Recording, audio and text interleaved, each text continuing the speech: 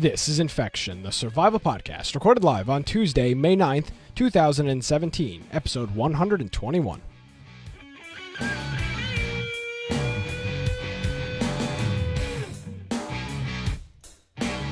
Hello, everyone, and welcome to another episode of Infection, the survival podcast. Infection is your source for the latest information on survival video games.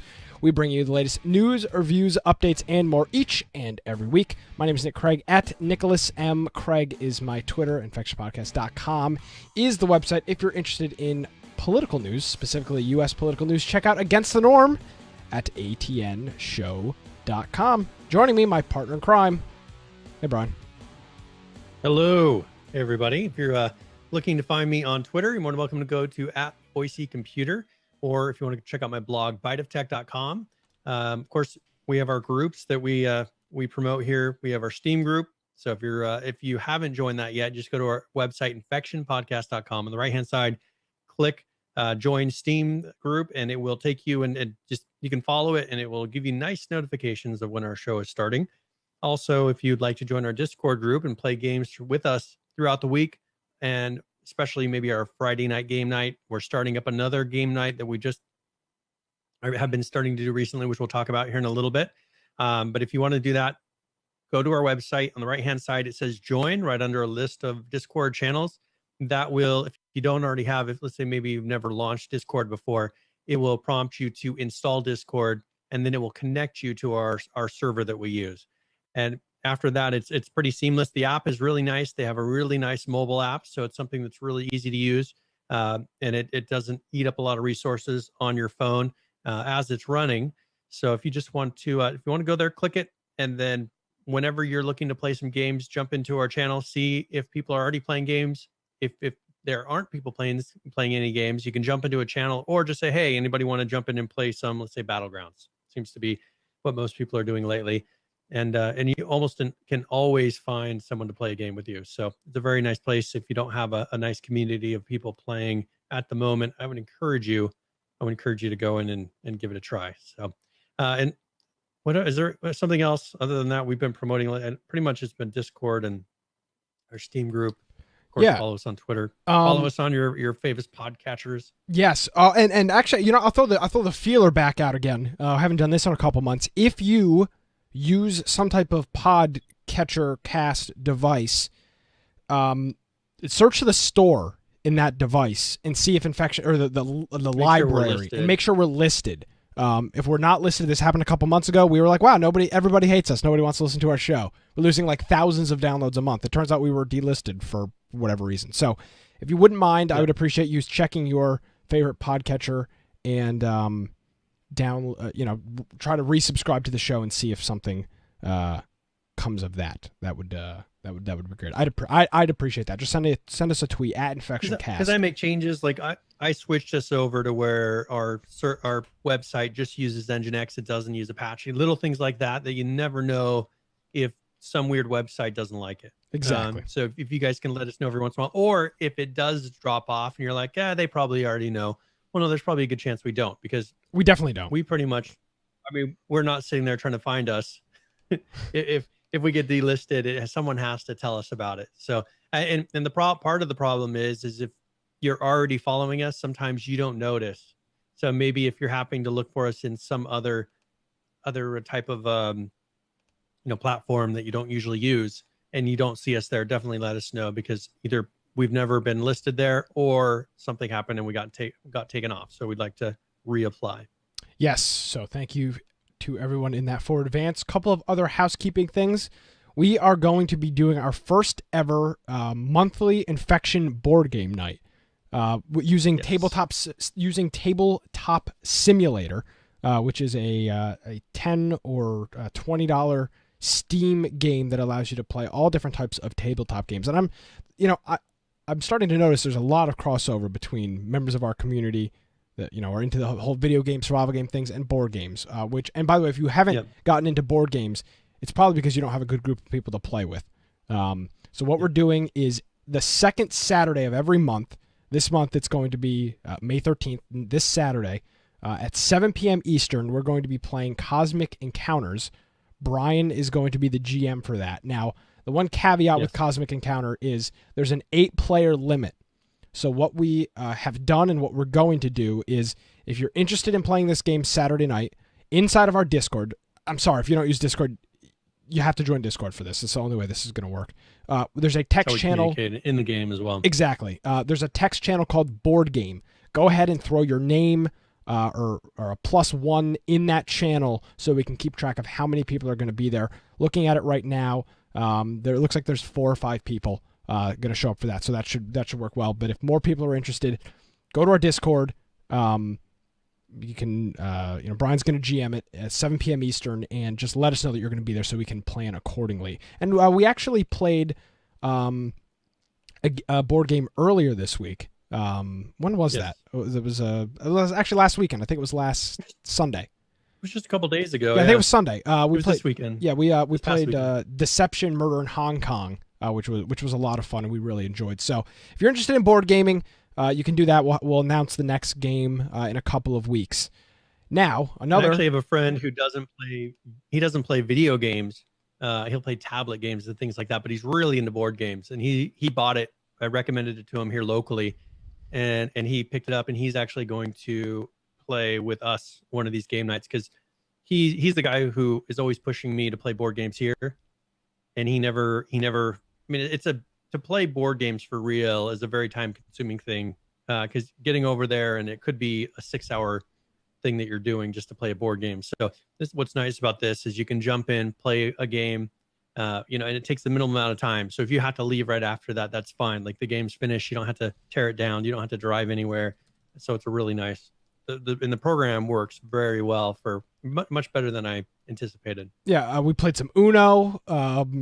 We were having a great time playing it. So if you're interested in board games, $20 is a little bit pricey. It was on sale a couple weeks ago. Add it to your wish list and you can grab it. But we're going to be doing that. I don't know. If you're into board games, though, $20 compared to, for the number of games that would cost you thousands of dollars. If you're into board games, like really into board games, you probably already own this. I'm saying for the more casual, like, for example, yeah. I like board games. People who have never thought that it would be fun to play a board game on a computer like this. This is true. So, like, I like board games, but I would definitely not spend $20 on Tabletop Simulator, because I'm just not that into it. But now that I got it for $10. But there's a lot of people who spend $50 at the drop of a hat on a board game. 50? You mean like 500? And you don't. Well, I mean, that's what I'm saying. At the drop of a hat, they would spend $50 on a board game. And so that's where, and for my friend, what really is enticing is he's always trying to figure out, well, would I like this game? Is this a good game? On here, there's so many games, you can at least play them through and see if it's a game that you'd like before you buy it. And then you can go buy the game in real life. Yeah. It's a good setup. So that's coming up Saturday. If you're interested, join our Discord. You can get all the information about that. We really do need you to tell us that you're going to be there beforehand, because without that, there's really no way to set this up. So Friday night, unfortunately last week, the ARC update came out just a little too late. So we had to move like an hour after we started our game night. Yeah, and it was a big update. It was like 5.5 gigs. So it would not have been feasible for everybody to have that installed. So we pushed ARC, and we're going to be playing ARC this Friday, same time, 9 p.m. What time do we do that? 9 p.m. Eastern. 9 Eastern, yeah. In Discord. And Brian, there's a special reason that we're playing ARC this week, because next Tuesday on this show, this same very time, we're going to have the honor to interview a couple of people from the ARC team and talk about some of these wild conspiracy theories Brian has been throwing around for months. Which we will be talking. We'll be talking about a conspiracy theory today. Okay, so I look forward to it. Get some of this hashed out in preparation for talking to them. Awesome. So, and you'll probably think I'm crazy, but I think I've got some things. So. Yeah, no, I don't think you're crazy at all, Brian. So we'll have that next Tuesday, 7 p.m. Eastern, right here on our Twitch channel, twitch.tv/Infection Podcast. Hopefully you're able to tune in live if you're typically a podcast listener. This should be a pretty kick-ass interview. I'm really looking forward to it. So, housekeeping being said, Brian, I think that's it. Let's wrap it up. Let's wrap up the show. Thanks for joining us. And thanks, guys, for listening. That was the shortest show ever. Yeah. What do you want to open with, Brian? Well, let's go ahead and since we've been kind of teasing Arc a little bit, let's go and jump in. Last week they only had the one small update because they were working on this, and part of what we've been arranging for this Arc interview for a while, and the issue has been is that they've been working on some really big updates, and in our kind of our assumption, and maybe we can ask them a little bit about this, is that they're getting really close to release and they're just pushing out these final things.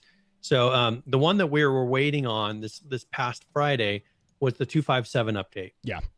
This is the one that gave you the giant bee, which has it provides honey, I think, and it's got like a queen bee and these little bees. So that's a new kind of mechanic in the game. It has some things for food. So what you do is you use a dino or you shoot at the nest until it breaks. And then the queen bee will slowly descend towards the ground where then you can begin taming it. So that's how you get the queen bee out of there.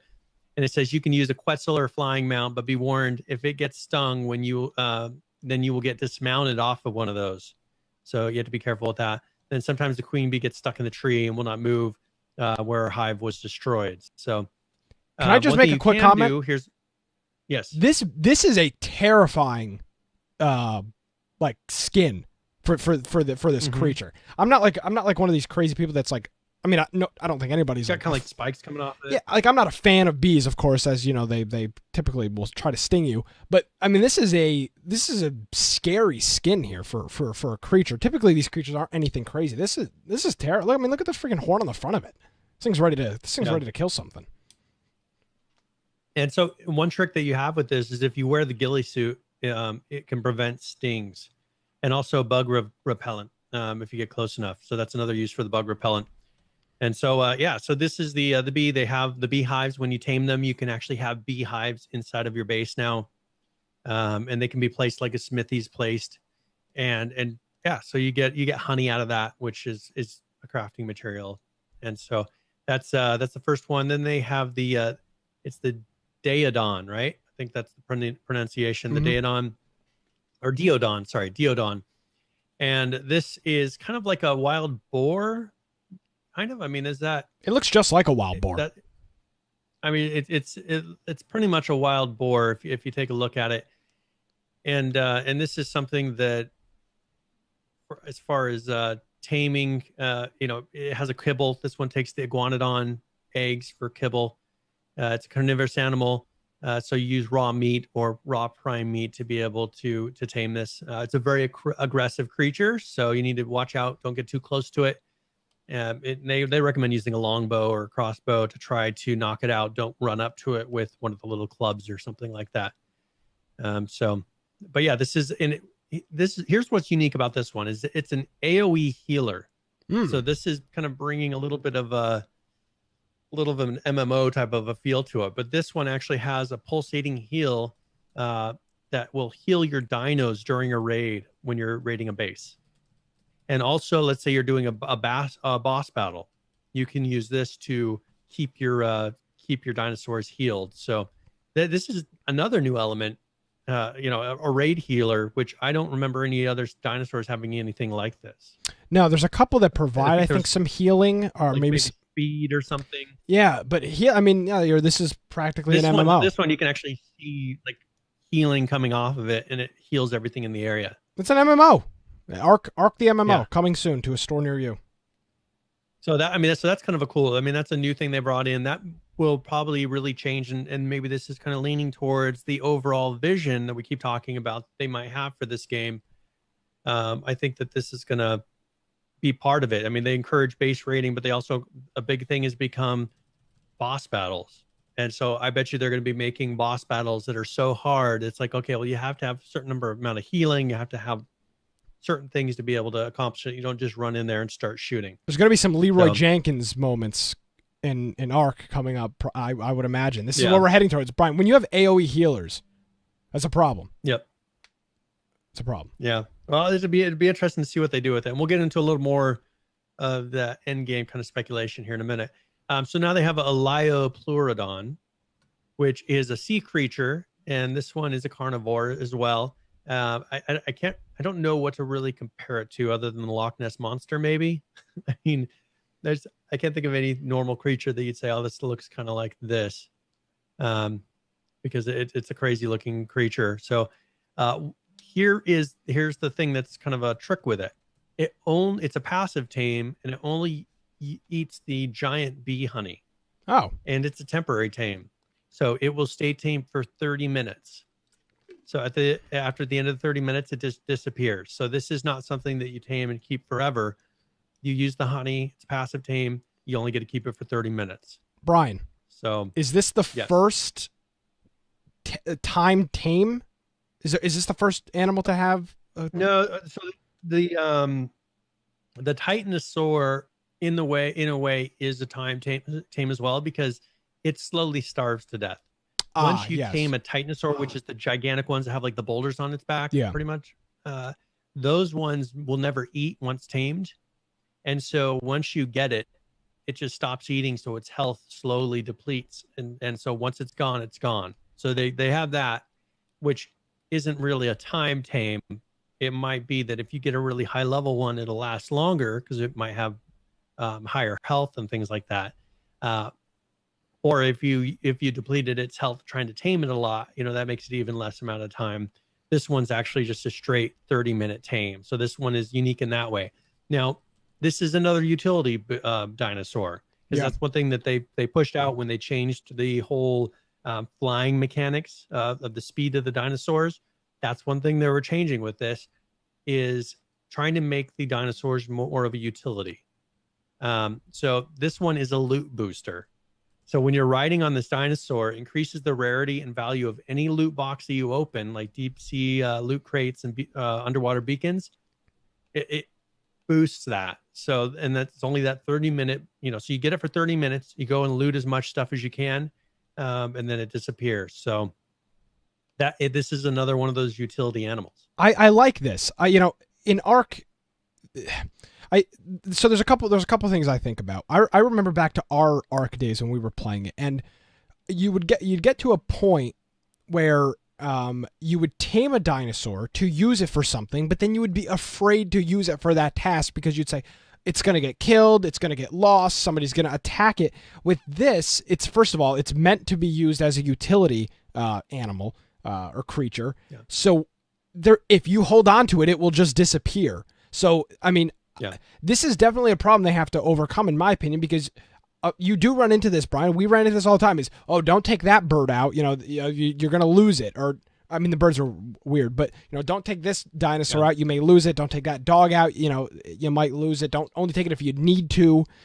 With this, you only tame it when you need to, and when you don't have it. So I like this idea of, you need it for half an hour. It's like renting something. It's like renting something for the day. You rent it, you do what you need to do. Someone's like, I'm going to go try to find one of those. Yeah, exactly. We're going to go, or if you find a really good loot box, you'd be like, okay, watch that for a while. I'm going to go try to find one of these. Yeah. And come back.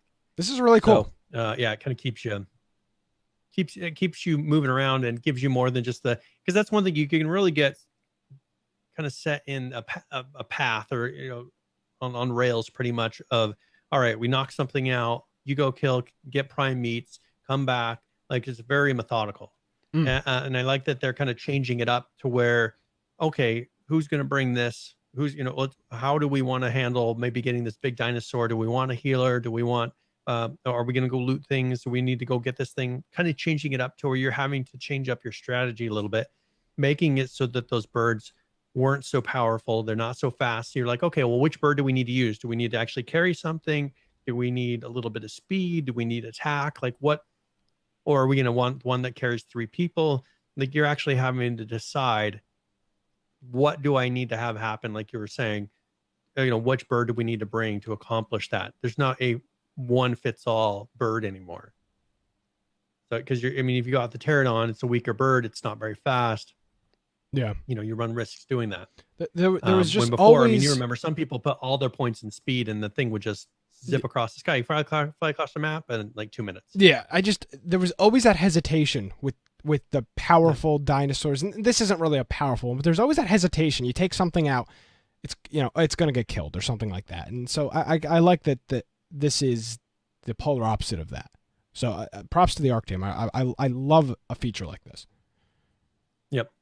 And Supa was mentioning in chat that he tried to knock out one of those boars, and it wasn't taming. They only will tame on raw meat. Mm. So if you're putting in cooked meat, some people will tame on cooked meat because it lasts longer. Um, it will only tame on raw meat or raw prime meat, and it eats a lot. It has an enormous appetite, it says. So you have to have a lot of the meat when you're taming, because it will quickly eat it up. So that's a little bit different on that as well. And that's for that boar-like creature. So, and now another one is the Kentrusaurus. So it's a Kentrosaurus, sorry, Kentrosaurus. And this one, what's the one that's similar to the one with the kind of the spikes on its Yeah, back I and know the one. tail? It's a large dinosaur Trying to like remember. this one. Don't remember all my dinosaur No. names at the moment. Well, funny story here. My nephew, or my nephew, my wife's sister's son, knows like all the dinosaurs' names, and he's, I think, three There you go. or four, and he knows all these dinosaurs' names. He says ridiculous, and I'll say like the shortened version of a dinosaur name. He's say no, and he'll like give the actual pronunciation. Step up your level, he's so son. into That's what he's dinosaurs. telling you. He's like, you call yourself Yeah, an he's like, arc you don't know what you're talking expert. about. You don't even know what the hell these dinosaurs are called. The Stegosaurus is the one that I think we're comparing this Yes, one to. it is the steg. Yeah. Thank you. Yep. And so so this one is it's an herbivore, of course, has a short temper, it says. And so when they're domesticated, it says survivors have seen little success in attempts to ride them, probably because they have giant spikes on their back.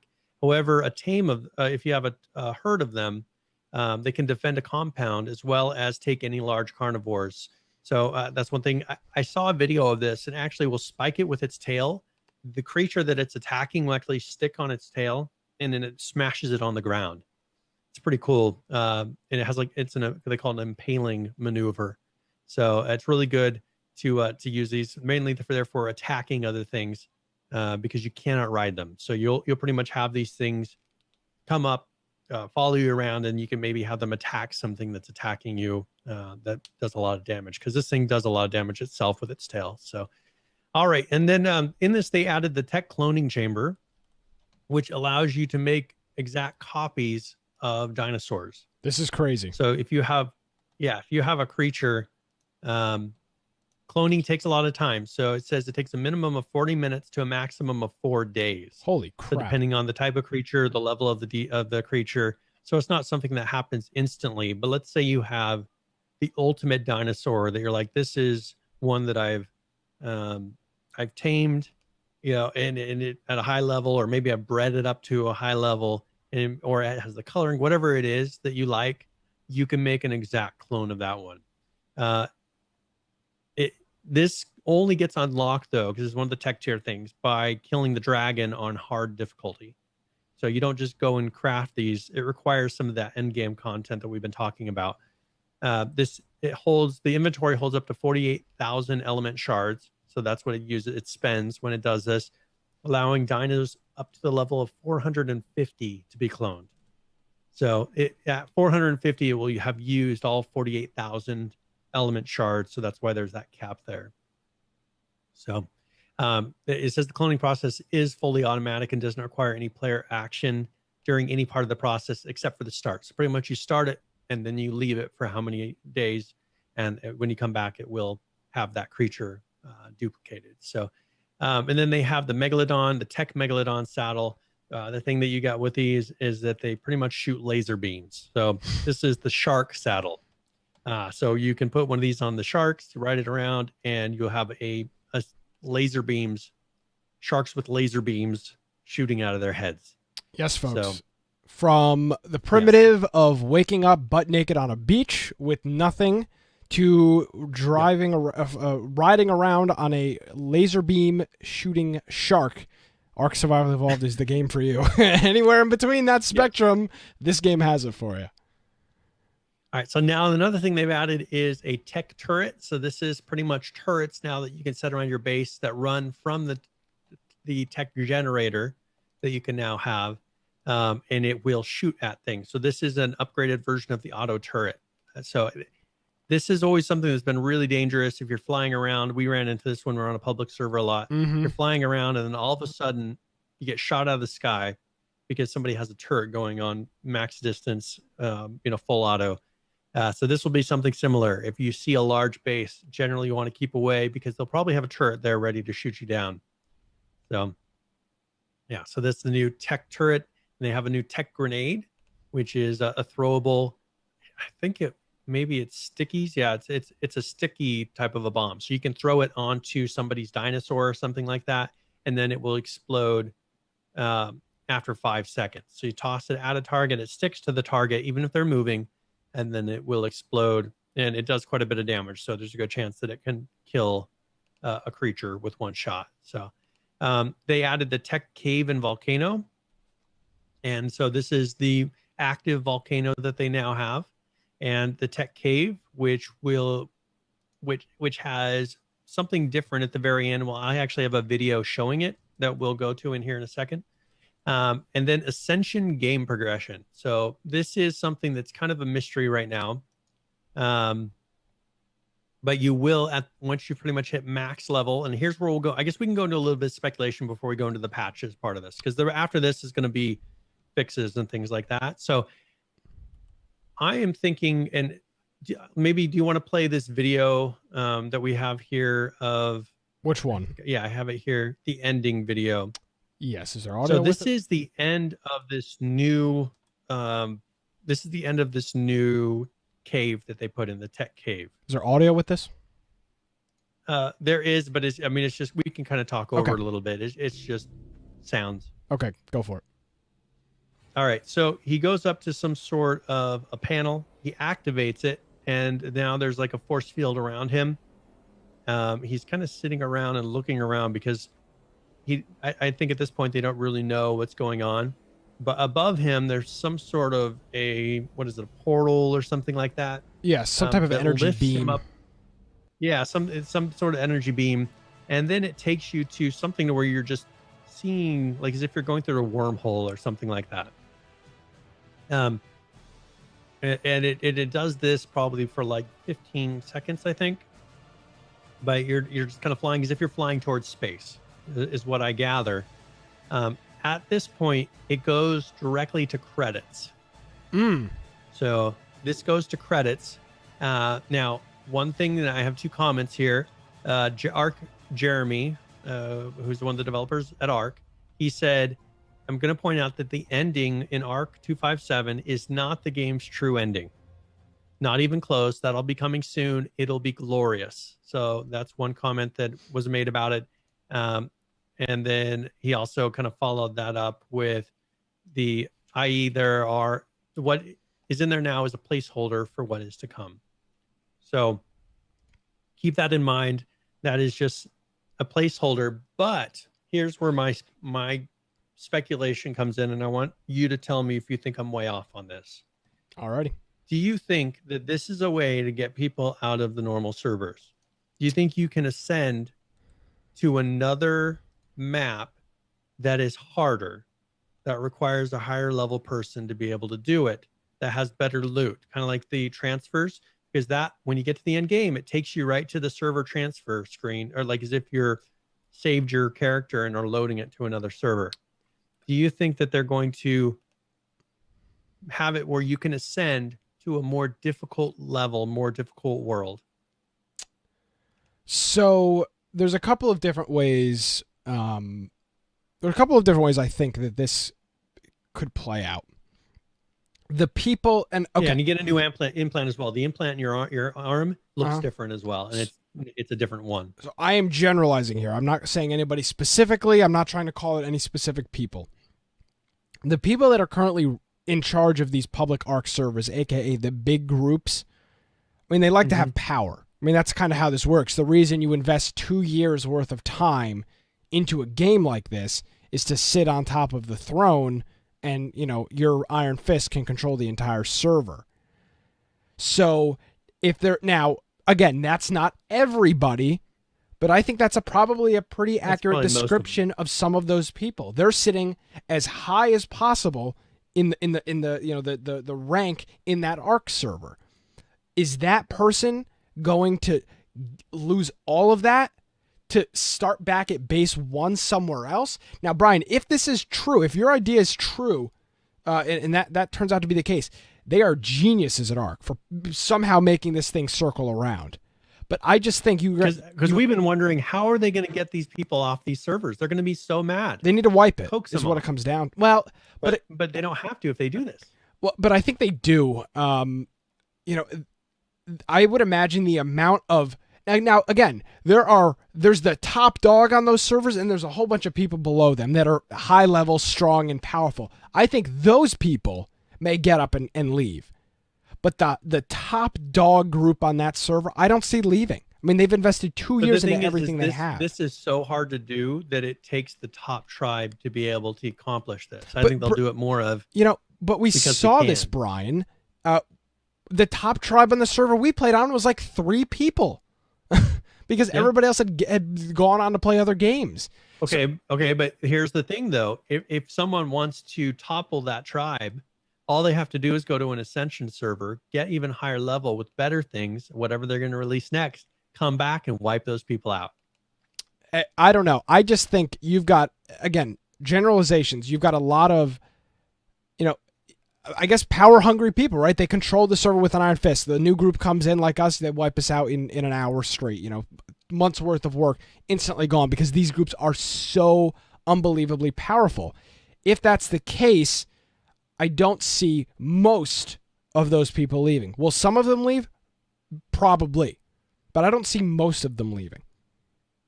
It just doesn't make sense. I don't know. Maybe I'm totally off on this. I just don't see a large majority of those top ruling class people in those servers just saying, oh, well, let's go play in this new thing. Because in most cases, I think their groups are probably gone. It's just them. It's maybe them and 2 or 3 other people. And 4 people are, just sitting the people that are still willing to sit there and maintain all that stuff. Yeah, and that's why they're able to rule. But if everyone else leaves, gets however many higher levels, because it increases your level cap. If those people never leave, they won't be able to increase their level cap. Yeah, I don't know, Brian. I don't know what you'd lose. I mean, it's probably like transferring servers. You probably keep your stuff that's on the old one, but I think they're kind of trying to just entice them away to go and quit wasting time on those ones. Maybe they'll lose interest and let their stuff expire and move on to a different server. Kind of get rid of some of these alpha tribes. Yeah, so they can try to make alpha tribes on the new servers. For sure, and I'm sure if this is the case, some of them will say yes. Let's do it. We're up for a task, but I don't know if everybody will. Honestly, I believe the only true way to accomplish what they need to accomplish, which is they have added so many new things to this game, is to wipe the slate clean and see what happens. And again, and that's a great thing, though, because imagine starting fresh. I mean, they have their official launch where they say, okay, we are officially launching Arc at this point. Now you kind of know what the end, like there's something after that. You know it. But if they're like, we're wiping right before they announce that, okay, now Ascension takes you somewhere else, then people will have to go through the whole leveling process, get geared up, get to the high level, get to where they're at kind of now, just to even get to that step. I mean, imagine that would take some time on an official server. It would. And I, we'll talk about the Arc numbers later, but Arc is in a spot right now. They had that big burst of players a couple months ago, but since then they're on the ride down. Of course, I'm not saying that Arc is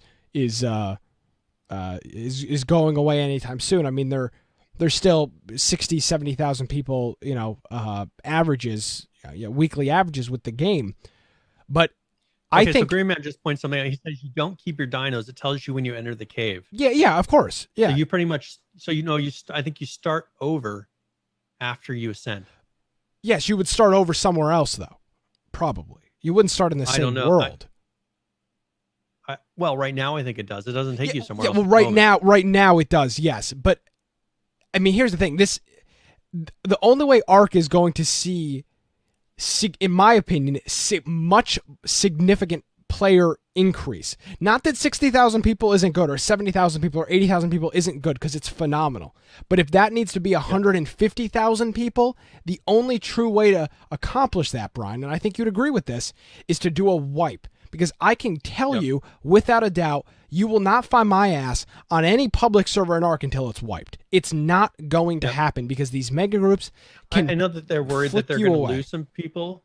But the thing is I think they will gain so many of those people that aren't playing anymore that will be willing then to play on the official servers, to where their numbers will go up. They have 4.8 million sales on this game. Make those 5 people for each official server that happen to run it at the time mad. 4.8 million sales on this game. 5 million people own this game.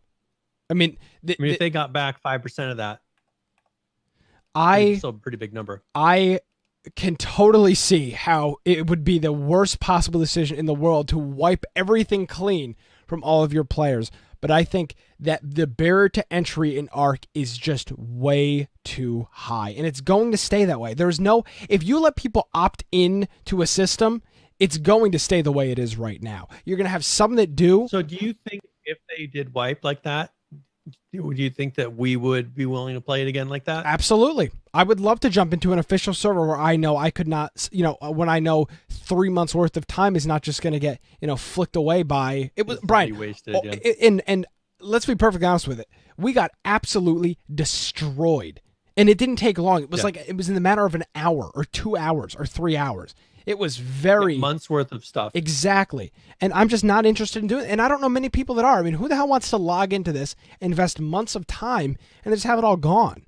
I mean, I'm not interested in that. Now, if it's fair, not that these groups were cheating. If it's more of a level playing field, then I'm fine with that. But at some point, this game is going to have to wipe. It's inevitable. You can't have a multiplayer game like this, continue growing it, when your highest groups are going to always be able to wipe anybody else off. Yeah. There's just too much of a gap between the top level. I mean, and I understand that coming from MMOs. I understand that, but a lot of the issue is there's just too much of a gap on this one. Yeah. It's just, we had good dinosaurs, we had a decent base, but we had no chance against 3 Rexes. I think it was about 3 Rexes. Yeah, 3 Rexes that were tamed up to way higher than you could possibly tame out in the world. Yeah, we were treated very, and again, those people, we were treated very, very nicely by the people on that server. They were constantly helping us out when we needed stuff, and that experience was fine. But the problem is, you piss them off once, and then it's all gone, and that's kind of the result, and that's fine. Yeah. But at some point, it needs to, again, I'm telling you this, Brian, and I think a lot of people will agree with me. They will not play Ark until there's some type of wipe, because it's not worth it. It's not worth the investment. I mean, we didn't even scratch the surface on what we wanted to do when we were wiped away. Yep, it was crazy. Yeah, so I mean, that's the thing, is it would be almost impossible for us on an official server, just because we have so many people that would be willing to play with us, that we seem like too big of a threat against those 5 people. Yeah. And it's sad that 3 people can come out and wipe out a tribe of 15 to 20 people. And an active 15 to 20 people. Yeah, I mean, I'm people that, like 15 to 20 actually logged in. Yeah. And there's nothing you can do about it. Nope. It's 3 people. We pretty much had 3 people do it. Yeah. So I really like Ark. I think some of the best gaming I have done was that couple of months stretch when we were playing Ark religiously every day. It was an unbelievable amount of fun. I'm not going to speak for you, Brian, but I freaking loved it. It was so much fun. Yeah. I think that's really when our group started to kind of expand and bring in all these other people. But that's never going to happen again until there's some type of wipe. That experience will not happen. And it's gotten even worse. When we were playing, from what I've heard, accounts from members in our group, what I've seen on Twitter, there are Chinese groups in Ark that are just server hopping and killing everybody. So it's even worse than it was when we were playing. So I don't think they have a choice. I mean, that's what it comes down to. I know you don't want to just tell the 100,000 players to go shove it Do you think that they But should what do you? allow actual server transfers like they're doing right now? Because they allow you to transfer between servers. Do you think that's more of testing for the Ascension I system? don't. And I, it's not how they're not going to actually have that way. Like you can ascend to another world, but it's not going to be like what it is right now, to where you're just transferring between servers. um. Because I, I think that's where they start getting those problems with like the Chinese people doing that. The Chinese people logging in and just wiping everybody out only because they can transfer servers. I think that may have been more, maybe more of a temporary thing. To just You think that once the Ascension system's done, that like that will not be? It's not like so much a server transfer. It's the actual server transfer is taking you to a new server when you ascend.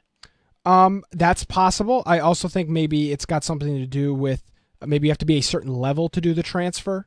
You can't just just be level 5 and go from server to server to server. You have to build up. See, And but then these do are that high transfer. level people with high level dinos But transferring. we got to remember they these were servers and already wiping high everybody out. level people before they had this transferability. It's not like they became high level people after the transfer. They already had a whole bunch of No, dinosaurs. but I'm saying, but having a level like you have to be over certain levels, not going to solve the problem of people getting wiped out. Yeah, I have no idea. I have no idea. So many of these scenarios, so many of these questions depend on, do they do a full wipe or do they do something like you're describing, where people are optionally allowed to move on to something else? I think they should do a wipe.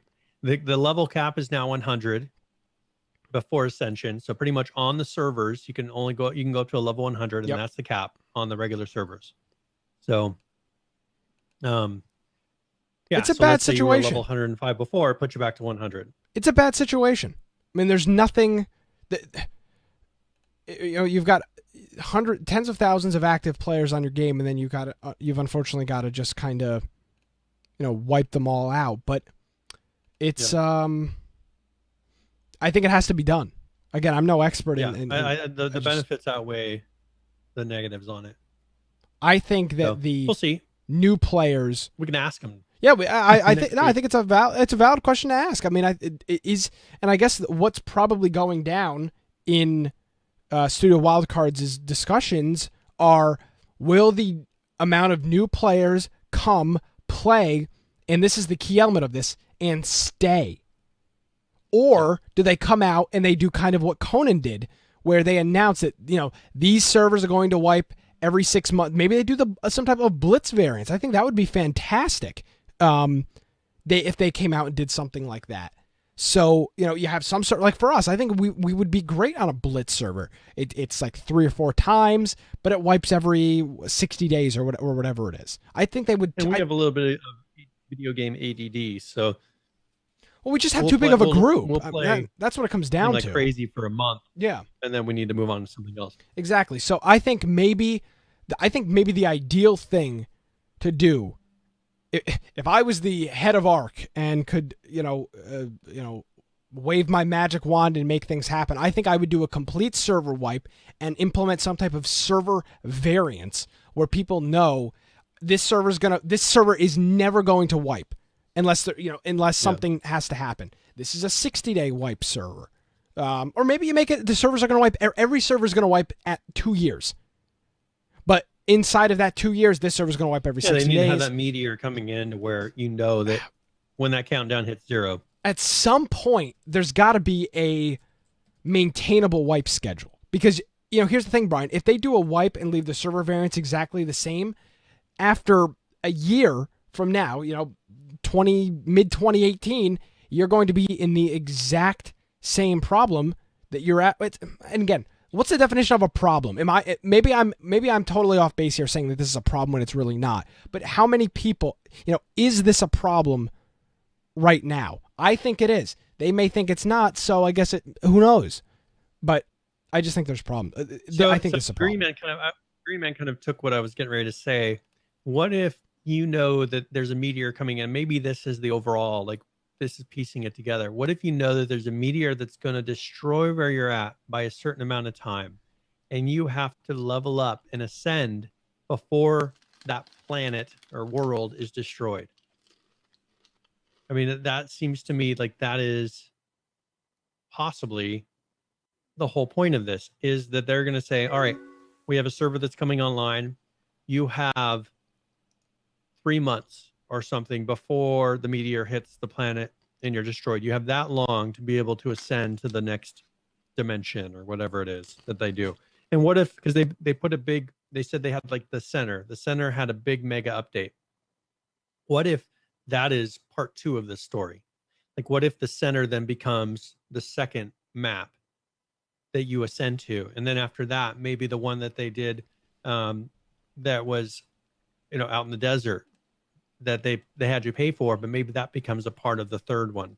Like, what if they do that to where you ascend to those different levels as you go through? I yeah. I mean, if that time limit for that meter would have to be a long time. I mean, you're talking like 2 3 years. months if you're working hard. No, absolutely not. People, but to be able to just to go in there and do those bosses, I mean, that's all that's the cutoff. It takes way more than 3 is to be able to go. Well, I mean, but you could. It depends on what rates they change things. Like, it depends. Brian, we put a month and a half into Ark. We didn't even scratch the surface. We were literally just getting power after a month and a half of straight playthrough. This needs to be a year and a half before an event like this happens. That's why I don't think any short term. Now, if they want to do short term servers, I think that's fine. I, for example, would play on a 3-month wipe schedule server. We would every 8 or 9 months we would just go through and play again. But what if they call them ascension servers, to where that would be fine? That's the point, is those ascension servers go away, like they reset after a period of time when the world is destroyed, and then those can be recycled to a new ascension server. I don't know. There's too many. There's just too much stuff. There's I don't know exactly what the word I'm looking for here, but there's just too many ways that you can quickly become the top dog on those servers. Those need to be minimized. And I don't know what the right way. I have no idea what the right way to do it is. No. I honestly don't know. The thing is, hopefully we can get some answers for that. What are your plans? What's your ultimate goal with this? Because I'm sure there's some things they're trying to keep secret for release. They're not going to come here and say all these things that have been mysteries for the last however many years. But maybe we can get a little bit of a hint at some of the end game here. So, all right, let's finish up with this 257. Okay. We're about halfway through it. So more UI overhauls. So they went through, because before there was just pretty much one section that had the new UI on it. So they've gone through and done more areas of the inventory and everywhere else where there's UI. They've gone through and reworked that to match the new style. They've added a new hairstyle and facial hair, 20 plus more Explorer notes, 15 new music tracks, which we gave a sample of some of them last week. And it's per biome and it's situational. Full game pad input pass, which we talked about.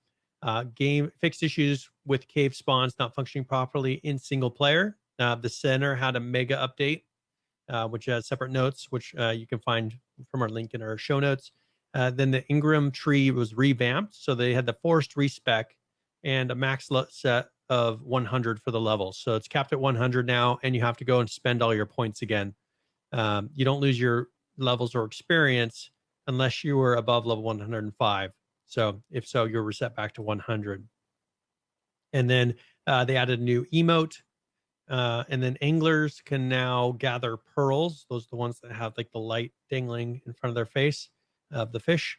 And then additional patch notes. There's a new alpha megalodon. And they actually have it here. So this is just, new alpha megalodon. It's one of the predators. It's an alpha predator in Ark. And then the new alpha items drops for all alpha creatures. So like an alpha Mosasaurus tooth, alpha Tusto eye, alpha Rex tooth, alpha Raptor claw, alpha Megalodon fin, alpha lead blubber, and then alpha Carno arm. So, and new creatures sounds for the Carno, the dire bear, the Bronto, the saber, the scorpion, the Giga, the dragon, the broodmother, and the Megapithecus. Those all have new sounds for them. So that was patch 257, which was a pretty mean, it's a pretty hefty patch. So I understand why it took them a few days to get it out. And then they had 257.2, which was a bunch of server-side fixes. So the data on saddle is now craftable to Smithy. They fixed the kill volume protruding through the volcano. They fixed the water physics in and under lake or area near the volcano. And then the last server-side fix was correct level up number should be indicated in pop-up text when leveling your dyno. And then client-side fixes or fixed incorrect post-process and streaming volumes near volcano, fixed a UI crash that could occur with certain mods, and then they modified some work in progress Quet sounds. So they're still doing some of the Quetzal sounds for those. Then a small patch 2.257.22. The server-side fix was fixed an incorrect terrain collision. Please upgrade your servers to this version because you would have everyone who's playing on that affected if you stay on that version. And then disabled the learn prerequisites Ingram button for now. Force a one-time respec to a prior Ingram allocation issue. So now you can have, if you have the points and you know what you want to get to, you can click the learn Ingram once, and it will learn all those prerequisites before it, rather than you have to go search through and try to find those ones again. 257.4, fixed incorrect collision on the center and various other miscellaneous map issues. Fixed tech Ingrams not being learned when defeating bosses. Fixed destroying wild beehives, reporting into tribe logs.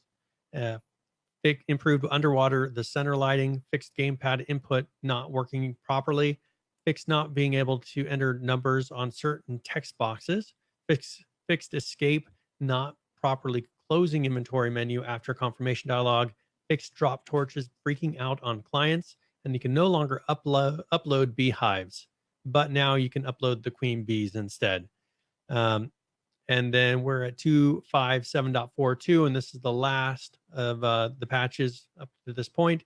They fixed downloading alternate survivors behavior when traveling cross arc. Ingram prerequisites now unlock properly. Fix some small possibility on client crashes when uploading or when unloading streaming levels. Queen bees no longer die if you deal too much damage to smashing hives, nor do they lose affinity when taking damage. And then they improved True Sky, which is what makes so you can see the nice sky in the weather and things, and non-true sky lighting on the center. So that gets us to current 257.42 for ARC. And they did announce the new upcoming ARC. And I don't know if we want to save these for next week, or do you want to go through these? They have some new dinosaurs that they're adding. I would say skip it. We're already about an hour in on ARC. Okay. Yeah. So we'll save those for next week, but they do have some new dinosaurs that they're going to be releasing on, let's see, what is this? The 30th, May 30th. So at the end of this month, they'll be having those. Yeah, and what we'll do is, it's either next week or the week after, depending on when time is available. We'll go through, Brian will go through all of these and give you the details. I mean, it's not like it's breaking. I mean, the information's been out there for a couple of days now that these are out. So we'll bring it through. We'll show you the screenshots. Probably not next. It'll probably be the week after because, time will probably be a constraint next week. But nevertheless, yeah, I want to see how that. Brian, I'm excited for ARC. You have been the one that has kind of taken the ARC flag here for the podcast and has been kind of the news source for it. But I'm really hoping that they're going to do a wiper because I'm itching to play ARC. Yeah. I just really don't have the drive to. Playing by myself or playing with two other people on a private server. It's not quite the same playing on a private server. It's not, and that's why I don't do it. And I know some people in our group like to do that. It's just not for me. I really don't enjoy that experience. Yeah. I don't enjoy really any private server experience, to be honest with you. So I'm itching to play some ARC, and hopefully they're able to deliver on that. I hope so. So time will tell. Yep. Yeah, we'll find out. So I mean, as they start to announce, it going to continue. I mean, that's the thing is we have to wait until they say, hey, we're going to do this. And there's a couple different ways that they could go. And it's not, they don't really put themselves on one path. So they've got so many different ways. And that's why I speculate. It's like, oh man, I think they could do this. I think they could do this. And hopefully we can get enough information out of them to kind of differentiate and parse some of that, figure out next week what exactly they're planning on doing. Yeah. So without them getting mad and saying, all right, I can't talk about that. Shut up. Yes, there you go. So there you go. That is Ark, and of course that interview next week, same time, same place, right here. Brian, do we have a game giveaway? Yes. So I'm getting a link here for it, but I will go ahead and start up the raffle. All right, and this will be for 30 points. All right, and in the meantime, for that, if we often have people ask us, hey, what can I do to support the show? We do have a couple of different ways to support the show if you feel so inclined to do so. Of course, we have people that help us out. I always use PHVCK as an example. Whenever we need some graphics work done, I know I can reach out to him and get some stuff done. Same thing with Green Man Cartoons. He's the one who made us our avatars. So there's ways to do that. Now, there's ways to directly contribute to the show, and there's two options here on our website. We've got Amazon affiliate links for a whole bunch of different countries. You bookmark this, and then when you buy things on Amazon, it gives us a couple bucks here and there. And then through PayPal, if you want to do a direct contribution, where we could put that towards buying games, so on and so forth. Those are the couple of different ways that you can support Infection Podcasts. And of course, as usual, we appreciate any support. It's what it comes down to. We're here for, I guess we're here for good. So any support would be greatly appreciated. All right, so we got the game giveaway the going. The game that we're raffling is Kapoka. Okay. And it's an open world exploratory indie game where you fly as a bird around the city looking for twigs to build your nest. So it's a casual indie atmospheric open world flight game. It's kind of more of a relaxing game. They do recommend that you use a controller on this, though. Okay. Just because the way that you're doing the flying and everything. So we'll give this one about 5 minutes or so, and we will roll for that. But it's a pretty interesting game. So if you're into something that you can do kind of single player, relaxing, or maybe have kids who like to, this would be a really good game for kids as well. There you go. Because there's no weird things in it. No, not on the internet. No. Yeah. Let's talk about some H1Z1. We do have some H1Z1 news. We'll kind of run through this quick because we do have some other stories we want to get to. This is we talked about this a while ago. H1Z1 introduced what they were calling, I don't remember what they were calling it at the time. They were they were timed tournaments that were going on inside of the game. They're called hosted games now. Maybe a little similar to what Battlegrounds is doing with custom games, but I won't say anything about that. Mm-hmm. What they're doing is a little bit different. These are more structured, more scheduled events, and they're calendar based. So what's going to happen is there's a couple of different tournaments, and there's a whole bunch of information if you're interested in this. The show notes, there'll be a link to this on the show notes, infectionpodcast.com. But for example, now available in the North America, this is in the Champions Arena for North America East. And what's happening here is every Tuesdays, Thursdays, and Saturdays at 7 p.m., 7:50, and 8:40 p.m. Eastern, there's going to be 3 weekly matches. And what this is doing is essentially they're hosting little tournaments all throughout the week. That's why it's not the same thing as custom games like in Battlegrounds.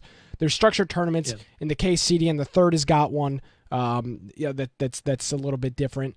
And so there's a couple of these all across different regions. And they are telling streamers if they're interested to reach out. I like this idea, Brian. We often talk about some type of incentive to jump into a game. Yeah. This is the incentive. When you've only got 3 possible times you can play, you're going to say, well, crap, I got to. I need to play at this time. I need to be free at this time. That incentive. So if the last time they did it, it was a disaster. I remember I tried jumping in them, and you would join the server and it would boot you out, and I could never get in one of the, or maybe there wasn't not enough people joining. I don't remember exactly what it was. But they are, they're setting this stuff up. Essentially, they're just weekly tournaments that are going to be happening by different streamers on different servers in different regions. So it's nothing too extraordinary, but it's a nice little feature. Like C's has one, or City in the third. Yeah. But they have them by area. So that he's East Coast. They have one for West Coast, for North America, Asia, Brazil, Europe, and then Kangaland, which is Australia. So so they just pretty much have different hosts for different areas based on their time zone where they stream usually. Yeah. So I like this. I like these little things that incentivize players to go back and hop into the game. I'm going to probably try to do some of these. I don't know how full they're going to be, but I'd like to jump into one of these. I think it would be fun. Yeah, it'd be interesting to see how popular they are. Yeah, there's a couple. I mean, the H1Z1 Champion Arena, which is the one being held by Echo Fox Mini, they created a Twitter account for it, and there's already 6,000 followers on Twitter. So oh, wow. People are interested. It appears. So we'll see what comes of this. But I think this is a neat little thing that they're working on. This next one got tweeted to us. Let me get the name. This was quote tweeted to us by our good friend Falcon. So again, and that's another thing too. Talk about ways to support the show. That's a way to support the show. Falcon this week saw a tweet that he thought would be interesting to us to comment on the show, tweeted it to us. Now we're talking about it. I mean, that's a huge way to help us support this stuff, because these things are being these are being tweeted by streamers, by verified streamers, not verified streamers, casual players, Reddit. This stuff's coming from all over the place. Way too much to follow.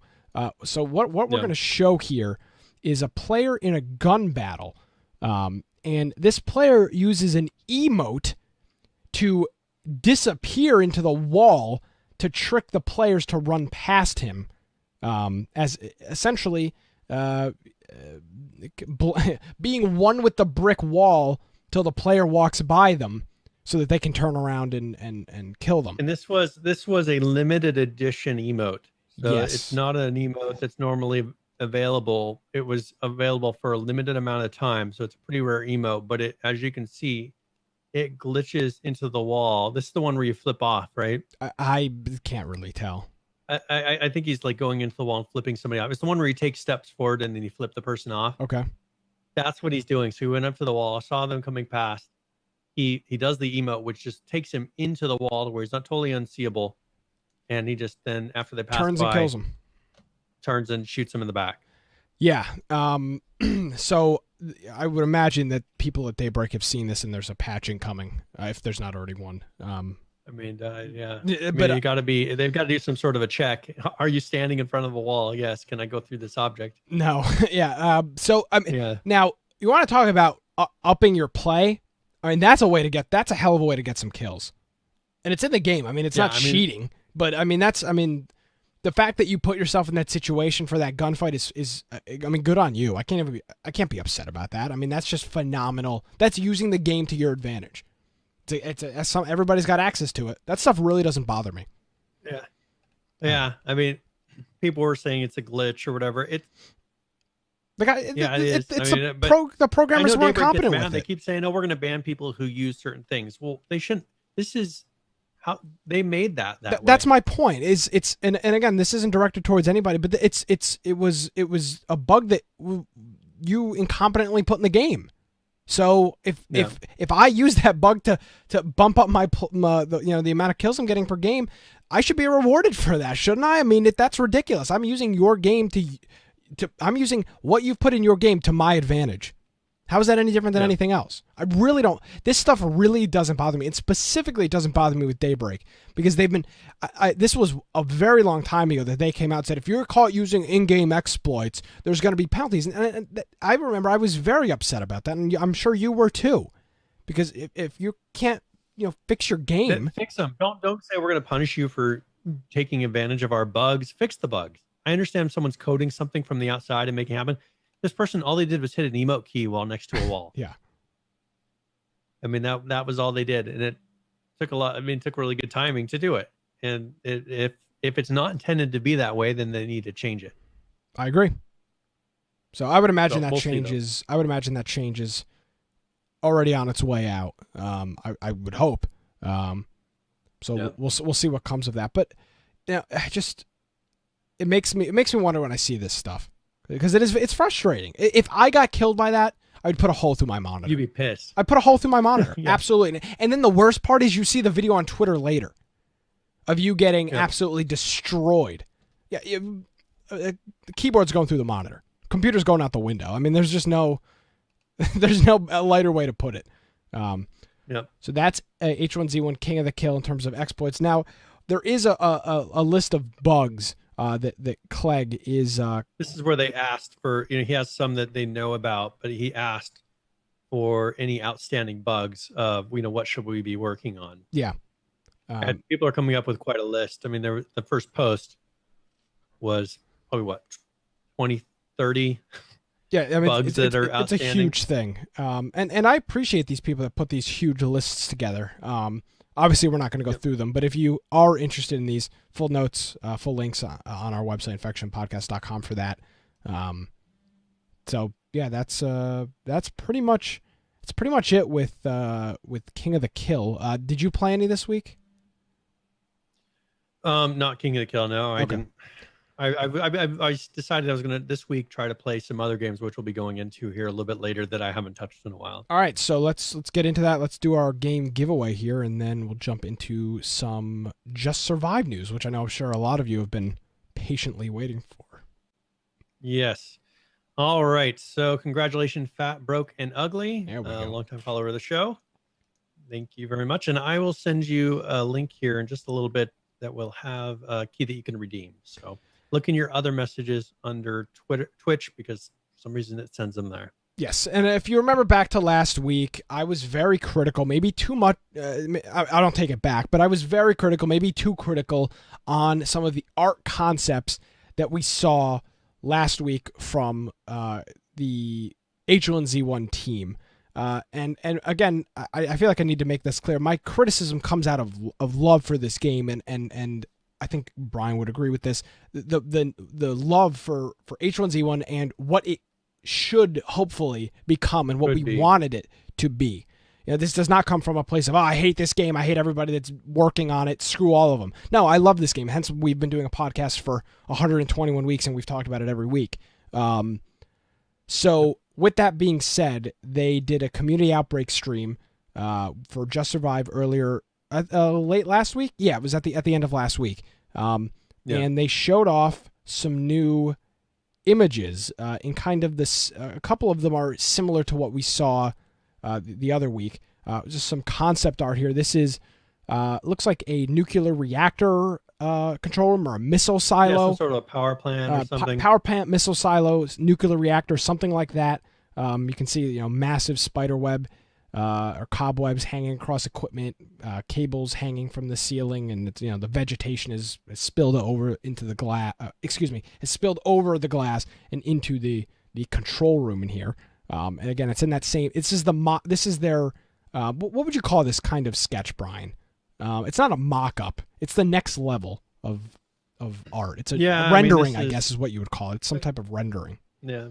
Concept art. Concept art, I guess, is probably the right word. This one is, again, if you're listening to this, I'm sorry, but this is a gas station that is fully engulfed in flames. They had the same one with rain, remember? Yes. They had this exact same perspective, but it was rainy and foggy, if I remember correctly. This is a there's a huge fire in the background, and then there's a zombie, I presume, walking towards the screen that is on fire. All the car windows are all shattered out, and so on and so forth. It's a cool scene. There's a half moon in the sky. It's a cool shot. Then next we've got a real close up of one of these kind of they're called substations. They're kind of laid across the map. It's like a power distribution point. They're kind of in some of the big cities inside the game. This kind of looks just like all the other ones. There's a gun laying on the ground with that, and there's somebody. This is a character kind of sneaking around trying to get some guns. And now, Brian, we get into some of the. This is what I would call kind of a mock-up. These are base doors, and we've talked about modularity and how this game needs to be modular. If it's Just Survive, it needs to be modular if it's going to succeed. And on this page here, Brian, there's about probably 9 or 10 different door styles and probably the same amount of window styles. What do you think about this? Yeah. So, I mean, the ultimate goal here is they're going to offer skins for your base. Kind of like, I don't know how long ago we said this, but they're going to be offering skins to your base so you can make your base look unique. buy, and so this will be a skin that you can either buy or win, or I don't know, however they'll do it, um, to customize the look of your base. And it looks like you found random objects and kind of made a wall out of them or made a door out of them. Um, and I think this is definitely the way to go, because we for so long have been stuck with just the exact same looking bases. I mean, they're just brown, no definition, nothing that makes them stand out as being unique. I mean, they're the most bland looking bases you could possibly have. I mean, if you made a base and said, make this look as plain as possible, that's the bases in H1Z1 right now. There's no color. They're just brown texture on top of flat spaces. I mean, that's all it is. Yeah, and because so this gives a lot more depth. Yeah, and to be clear with this isn't just skins. This is different material, different strength. Yeah, but from what he talked on the stream, it sounded like that they are going to allow you to skin your base to have these, to look like these things. Okay, that's interesting, because looking at this, some of the some of these are wood. Some of them, this one literally looks like it's paper, and then this one looks like it's some type of sci-fi door. So it's probably a little more. They may have different tiers of it. Yes, different tiers that you can skin. These. Yep. But yeah, you'll have your wood, you'll have your concrete. Just the different levels of it. Yeah. So, and then the same thing, there's kind of windows. There's actually, I really like this one. It's like a bar, the front of a bar. It's got like the like neon bar lights. Like they took a sign, a neon sign. It's and, cool. It's neat. I really like that stuff. So that's one of these. These are called initial concepts line only. Now we can see some of these actually in. This is pre-textured. These are just the assets they created, but you can see one of those kind of played out and how they would do them. Yeah, and so these are just the models, and they would be textured after this, correct? Yes. Okay, and then they would be. So these are not untextured, just the models. Yeah, and that's just showing some of those similar objects we just looked at. By the way, I love these big open windows, so you can actually shoot out of your base. I mean, it was always the biggest. Yeah. It was always the biggest pain in the ass if somebody was raiding your base. You couldn't even see them to shoot them because there was no way to get an angle. There's no windows. Yeah, this is something that they've kind of hinted at, is having kind of like shutter, up where it hinges from the top down to where you can close the window, but be able to open it to shoot out of, which is a much better concept, to where there's some security, but you have the option of defending your base. Yeah. And we want a couple of these pictures we've already seen. This one we have not. This is actually a character in game, I believe. With so this is they're showing just the flexibility of the base building system now. There's pillars everywhere to show that it's actually modular. So it is modular now. So that's where they're showing that they're just putting box and box and box and box and box to show you that you can. It's not just one pre-made shell that you can make. Exactly. So this is a good sign. Here's another one of this one looks like a castle. It's not actually textured yet.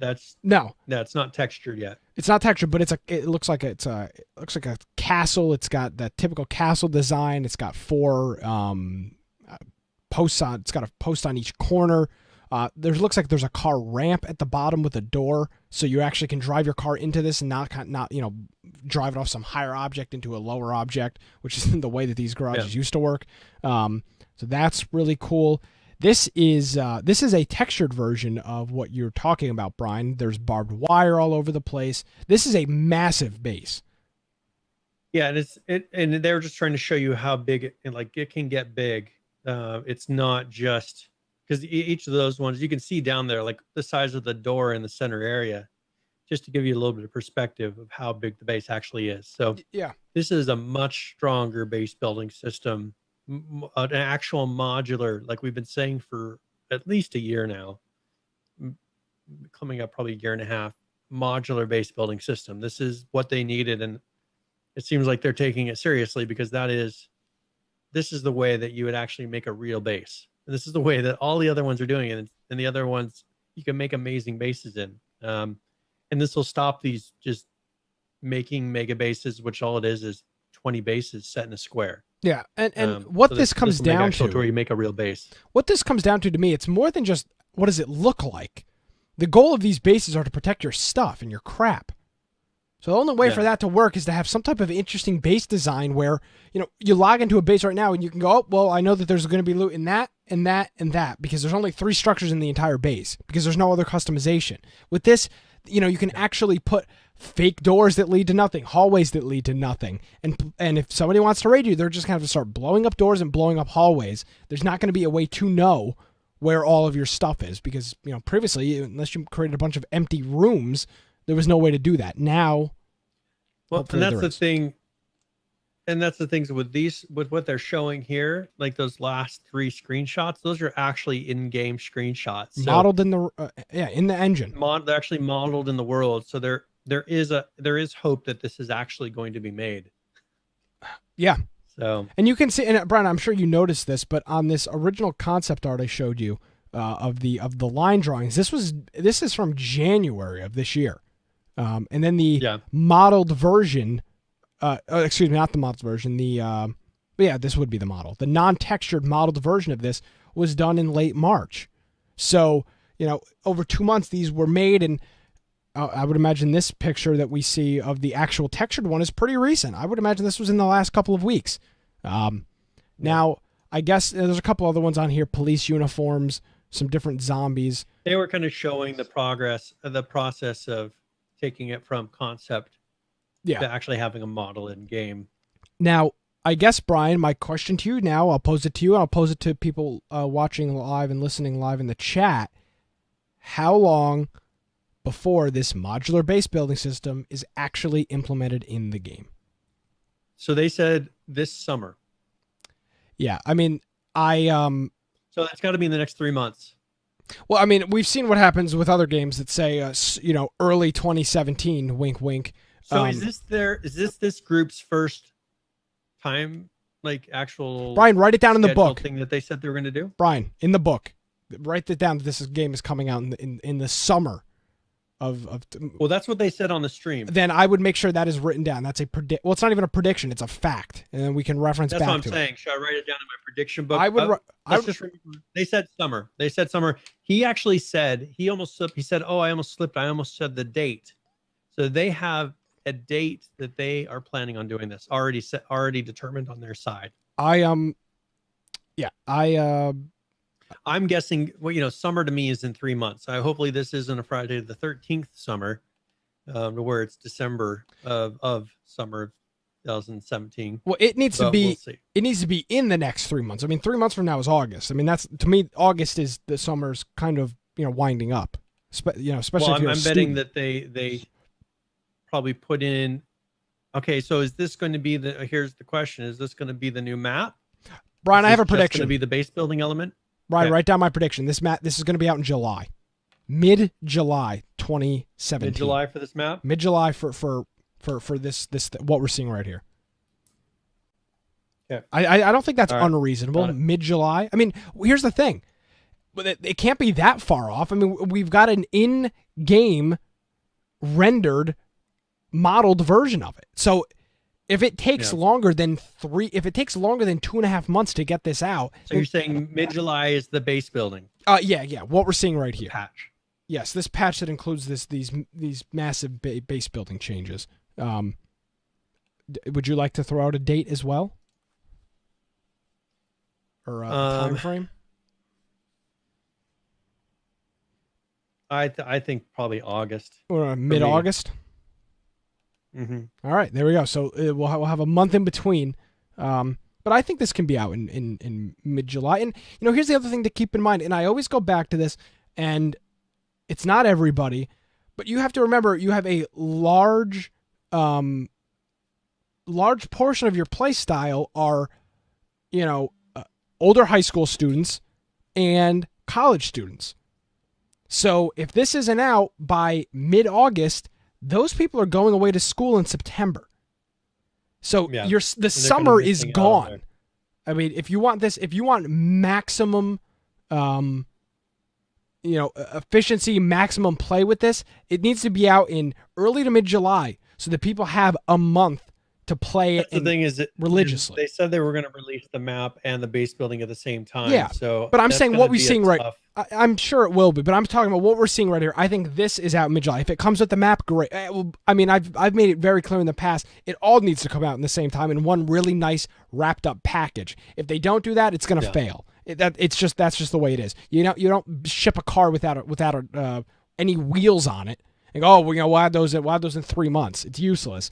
And it's the same thing with this. If they implement the base building on the current existing garbage map, it's not going to make any difference. You need a new map, new base building system, melee, whatever. Get it done. I think it's out by mid-July, Brian. Hopefully. I mean, that would be great because I miss H1Z1. I've been really sad with where it's gone. And I keep having to tell myself these guys are not the same people that have made King of the Kill. Yeah, and it's totally different people. And if they can do something amazing, which I like the fact that they're making things different, they're making things look different, kind of holding themselves to what seems to be a better standard than what King of the Kill has. So we'll see. Hopefully they amaze us with this new map and with some of the cool things that you can do, because I think this is going to be kind of the make or break for them. Yeah, it is. Now, one thing is they had hired on a new person. Yeah, who is this? It was today.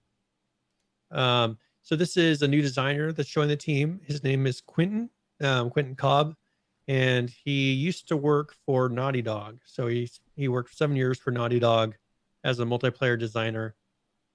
And so he joined the team. So there's another person that's working on this game. He says he got a chance to work on like The Last of Us, Uncharted 4. He did testing for Uncharted 3. So, and this is he's a senior game designer. So he is at some point, in some respect, calling some shots on what the direction of this game is, which I like. I mean, I think the best way for Daybreak and H1Z1 to succeed, in most companies, it's like to promote from within. But in case of Daybreak, I think it needs to bring in people. Naughty Dog's a AAA game developer. Last of Us is a AAA game. I mean, those all are these AAA guys have been titles. bringing in for Just Survive have all been from AAA studios. They have to be. Well, almost all of them have been. You can't make a survival game to this extreme with all of this money invested and not have AAA game designers doing it. It just doesn't happen. You can't. Yeah. I haven't seen it. I don't know of one successor. Maybe Ark, but I mean Ark.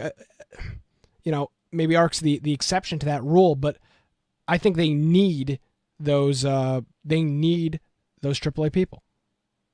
Yeah, it's inevitable. And that's where I'm hoping this kind of deadline, or having something released this summer, really kind of shows us what a different set of people can do, because that's the thing is we haven't seen anything new from these guys yet, really. I mean, they haven't set a major release. They've been doing bug fixes and things like that up until now. I can't think of a big thing that they've really done other than turn on weather and things like that. Yeah, no, I agree. So this will be the first major thing that they've done. Yeah, I look forward to it. All right, so the vehicle, they did put a list of vehicle changes that they're going to be doing. So I have a link to that. But what they're doing is changing like the decay system, changing like with the ATV, they set a bulk limit, a cargo limit for what you can carry. And so they have a nice post. This was put in there yesterday, but they're looking at changing vehicles. So this is a fairly long post, so you're more than welcome to read through it. But they're talking about spawning of the vehicles, decay and damage of the vehicles. Additional vehicle changes they're looking at doing, though, are new items like tires. So you can find tires as loot. Driving off-road has a small chance of flattening the tire for each mile. So if you drive off-road, you might flatten a tire. Having a flat tire would reduce the top speed to a crawl. Vehicles other than ATVs and sport cars would have a slot for a spare tire. And then they're going to get rid of the generic vehicle keys. They serve no purpose, as every keys identical, and everyone has a box full of them by the second day. Also, that spark plugs and batteries stack as single items. You don't have to have a bunch of rows for those if you're storing them in your base. And then vehicle skins, which we showed a little bit of. All the different types of vehicle skins should have skins. Players love to customize, and this would be a great source of revenue for Daybreak Game Company, which I don't think they should word it like that, but I'm sure everybody cares about them getting revenue. Yeah, I mean, who cares? They're owned by an investment firm. They have millions of dollars at their expense. It's clear that it's clear that the game succeeding has nothing to do with the company being successful. I mean, case in point. What do you think about them getting rid of the keys? I mean, they make a valid point. It's the first time I've ever heard them be real with people. Say, hey, yeah, you know, everybody's got 3,000 of them anyway. They're useless. Yeah, they really serve zero purpose. Plus, you can hotwire anyway. So what's really the difference? Yeah. So, it's just more stuff in the inventory. Yeah, and it's just, you know, the good point is just another, oh, hey, this is, you know, we've got 2 boxes here full of keys. That's where we keep our keys. So, who knows? Yep. So they're going to make those changes, which are nothing is huge, but the tire thing is pretty big though. I mean, that is making it so you can get flat tires. That is going to change some things. Yeah. And maybe they'll make it to where, you know, that's the thing, is they'll make it to where the vehicles last longer, but they pretty much become disabled to where you have to go and try to find tires to fix them. That have it less of, okay, the vehicle's going to blow up randomly. Let's make it so the vehicle doesn't blow up. Like it gets stranded out somewhere and you have to go find it.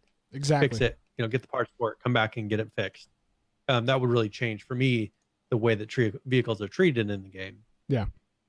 So, and then they're not constantly respawning all the time. Like a vehicle could be stranded out in the middle of nowhere and it's not going to respawn because it's still sitting out there. No, but you know, that was good and that was bad. I remember many of times in Just Survive being like, holy crap, there must be just cars sitting in the middle of nowhere, because for days, because they never respawn. They would never respawn. I mean, that was definitely a problem. I don't want to overlook that. Yeah, but now they have a decay, so they're actually going to decay. It'll actually blow up at some point. Yeah.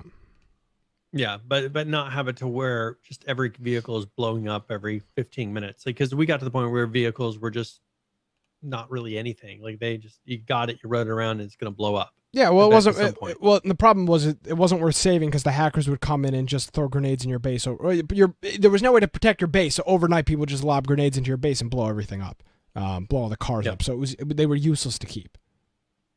Yep. All right. So do we want to move on to? Well, we got some time, so let's go ahead and move on to 7 Days to Die. Oh, Brian, how you feeling? Okay, so they still haven't released. I know. So this is Alpha 16, but they got to be close. I mean, development of Alpha 16. I put a note here. October 6th of 2016 is when they started this Alpha 16 process. So I went through and took a lot of screenshots from his latest video that he did here just in the last couple of days. But let's run through some of the things that they're planning, because he did update this list just recently. They're creating a new volume-based sleeper system and sleeper helper points, which is for like zombie sleepers. I think AI stuff. I don't know. Blood Moon, which is when all the zombies come and attack you. Dynamic and sleeper spawns all use partying and dynamic difficulty game stages. So what they're doing is you can actually set, when you start up the game, the difficulty level of how many different zombies will attack each person on a Blood Moon. So it kind of changed the difficulty a little bit, because I don't think you could set that setting before. So now you can say maybe 5 zombies per person will attack. Player stealth improvements. Then for electricity, craft generators, solar panels, and use battery banks to power electric devices. New power traps that chop zombies, burn them, and more. They run wire from power source to switches, relays, pressure plates, and appliances. And the new wire tool will attach and cut wires. And actually, I have an example of this, I think, in one of the. I can show you. I have part of it in there in one of the screenshots that we'll get to. Jail cell doors, iron bar blocks with outside, center, and inside edge rotation. So these are like building blocks. Outside corner stairs. Unified block system that allows 24 rotations and texture alignment between blocks to help building bases. Painting tool that will allow, we've shown this one multiple times, allow for multiple textures and colors for greater building variety. Bulletproof glass, rain gutters and 3D ladders. Because right now, if you notice, the ladders are just kind of a texture. A new trap that they're doing that they said this might not be out in time is this might have to be next patch, but a flamethrower trap, a spinning blade trap, an arrow trap, a Molotov cocktail, compound bow, and auto turrets. I actually have a picture of the auto turret that we'll look at here in a minute. They're adding new beards, new hairstyles, new clothing. They're replacing the bears with a new, better looking bear. They're going to be replacing the pig, but they might have to push that off to after Alpha 16. Replace hornets with zombie vultures, which I have a screenshot of that. Add snakes to desert and plains, and I have a screenshot of one of those. And add wolves to appropriate areas. And one thing, they've added a different kind of wolf. They've added a dire wolf, which is much bigger. Potatoes and other 2D card crops now are real 3D versions, so they're no longer just flat things on the surface.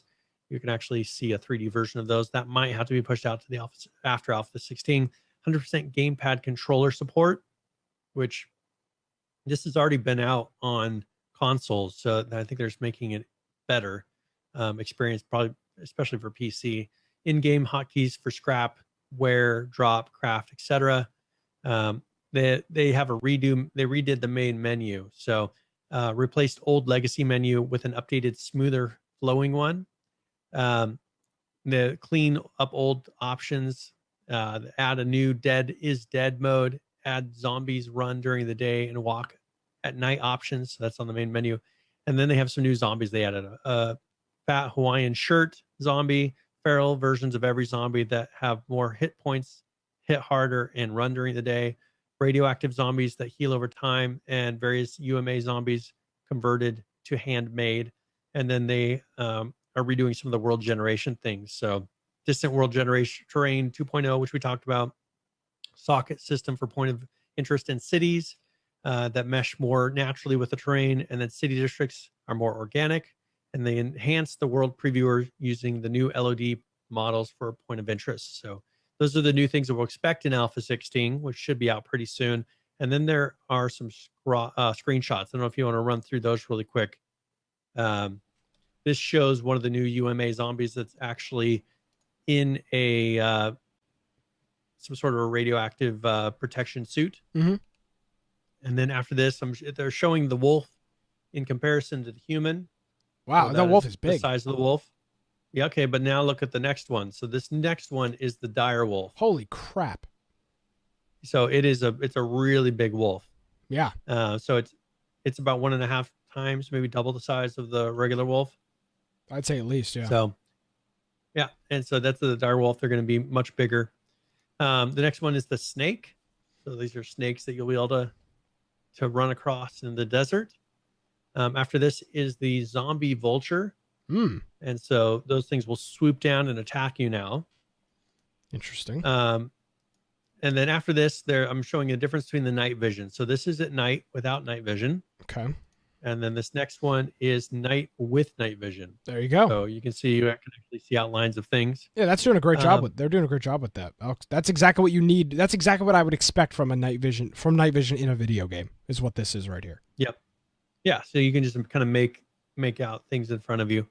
This next one is that auto turret, and you can see the electrical wire that's going from it's going over to a generator. So you actually run the wires there from one thing to another to be able to power that. Now, when you go and interact with it, you can see on this next screen, see how there's a little camera preview. You actually have to put batteries and gas in there. So you have to power this thing. You click on that, and then the next screen is what you see after you click on that little camera preview. It actually takes it to where you maneuver the turret around and you shoot things. Interesting. So that's the auto turret. So you can, it's kind of like a turret that you control and are able to kill zombies maybe on a blood moon night or something like that. That's it. So yeah, so that is that's pretty much what he showed in his last video. So how much longer, Brian? Yeah, I mean, it's I feel like a lot of be a week to 2 weeks. No, max. No, you've been saying that for 4 months. I wouldn't expect it in before a week. There's way too. I think a lot of the enthusiasm that people had for this game has diminished. due to this. And so, this game is similar to games like Miscreated that see a big jump in players when they announce a new update. The question is, with all of the how can they maintain them? Everything else that's going on in the market right now, you've got games like Battlegrounds that are absolutely crushing. And I know Battlegrounds and 7 Days Die are not the same thing, but you need to invest a lot of time into 7 Days to Die. You don't, as I've said before, you don't just casually play 7 Days to Die. You're either in or you're out. You don't casually play on a multiplayer server, that is. You can play it single player all you want. With that being said, with all the competition, with all the other games going on, is this idea of just doing literally taking 6 months, 7 months to do a huge update, is that feasible for a longevity in a game? I don't know. I mean, that's a long time of going in between without any new features. Yeah, it is. It's a huge. You pretty much get everybody, hold them for just long enough, and then everybody drops off. Well, and that's the question with this. If this is just 7 Days to Die, the new game. If this is essentially like a new game, and after this they're doing updates every couple weeks or whatever, then it's fine. But if this comes out and then it's 3 months before the next one, then 6 months, and it just keeps piling on, the same. It's going to be the exact.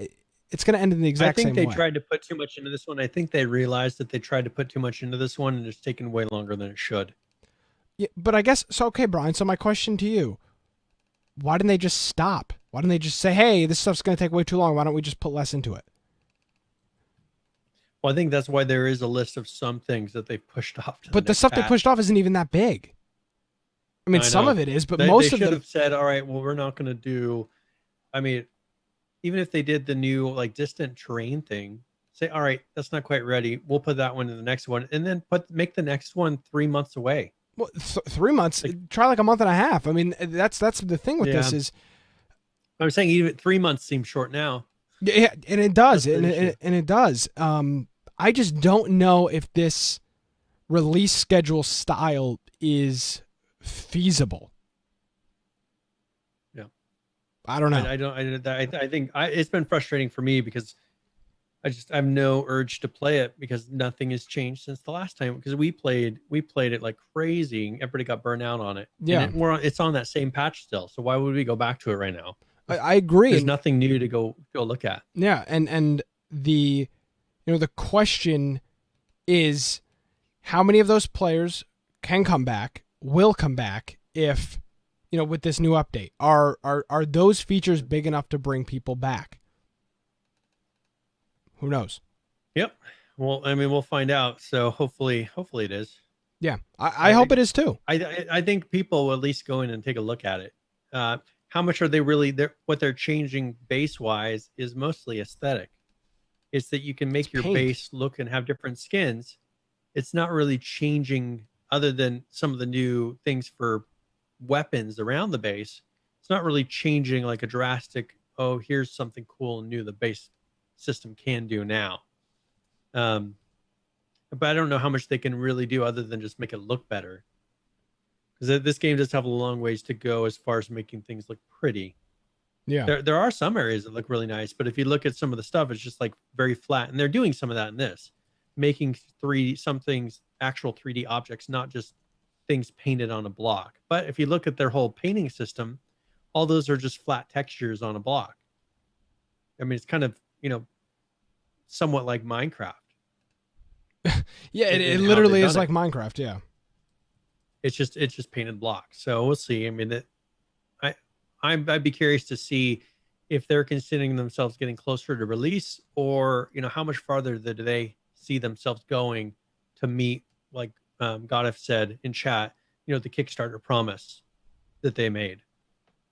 They have their promised list of things that they said in Kickstarter they would do. Mm-hmm. They're almost there. Like can we really hold them to very much beyond that? Like what else do we expect out of the game? It was Kickstarter project.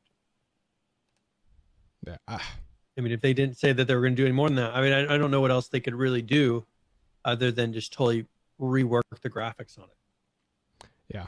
I don't know, Brian. It's going to be interesting to see what those players do, if those players do anything when this game relaunch. For all intents and purposes, it's relaunching. Yeah. And I've got to give credit to Joel, unlike some of these other game developers who are actually doing stuff and making information public while they're working on things. Yeah, he does a stream every week or two where he shows off things inside of it. So you know that there's progress. And he doesn't give that lame excuse that a lot of other people do. Oh, well, this is just boring stuff nobody wants to see anyway. That's just not the case. Yeah, people want to see it. I paid money for your game, so I'm interested. I have a vested interest. I'm for all intents and purposes an investor in your company. I want to see what you're doing. And everybody knows exactly what game I'm talking about. It's just the lame excuse. Oh, well, this is boring stuff anyway. I can't. Nobody wants to see. No, that's not true. That's not true at all. No. So, who knows? Yep. So we'll see. So, let's go ahead and move on. I played quite a bit of the Black Death and actually streamed it for a while because people were wanting to see it. So I took some screenshots of what it looks like now, and I kind of wanted to give an update because this is the game that I purchased on recommendation from Green Man Gaming, not Green Man Cartoons, two different things. Green Man Gaming for it was something that they had backed, and they sold it, and they had a nice trailer showing what it was supposed to be like, and the game that was released at that point was nothing like the trailer whatsoever. And so I just wanted to give an update because I saw that they had done a number of updates, and I hadn't talked about it, and I was like, well, I'm going to go see where they're at now. And it actually is quite a bit of fun. And it's actually turning into a survival game now. So if you go to this first one, this is each day that you survive. So each day that you live, you get kind of like a level in the game. So if you look on the upper right of the screenshot, there is the bonuses that I get for that level. So I had +1, so it gave me some money, gave me some experience. Gives me a plus percentage on like infection resistance, hunger rate, thirst rate, carry weight, health, stamina, and crafting skill. So as you level up, so the longer you can survive without dying, the bigger the increase that you get from each of these things. And once you go, so you actually can skip the next one because it's kind of the same shot without the thing. But after that, you can see here is when you hit inventory. Inventory. This is what you see. So you have your crafting menu, you have your backpack, and then you have some information about your characters where you can put on equipment and things like that. And so you can see you have a food and drink category, you have medical category, weapons category, tools category, housing, clothing, and miscellaneous. And so if you learn how to cook meat and you're around a fire, you're then able to cook a piece of meat to help some of your hunger issues. Medical, you can make bandages and things like that. So that is it's a much better. There's actually a menu system now, which it didn't really have before. And you can see along the bottom, there's a hot bar, which shows you like you hit I and hit O, hit M, to bring up the menu. So these are what you're seeing. So the next one is the skills. So that's the O key, and these are the skills that you can learn. Now, as you level up, you'll get points, and you'll be able to spend them on each of these. And these, when you die, they don't go away.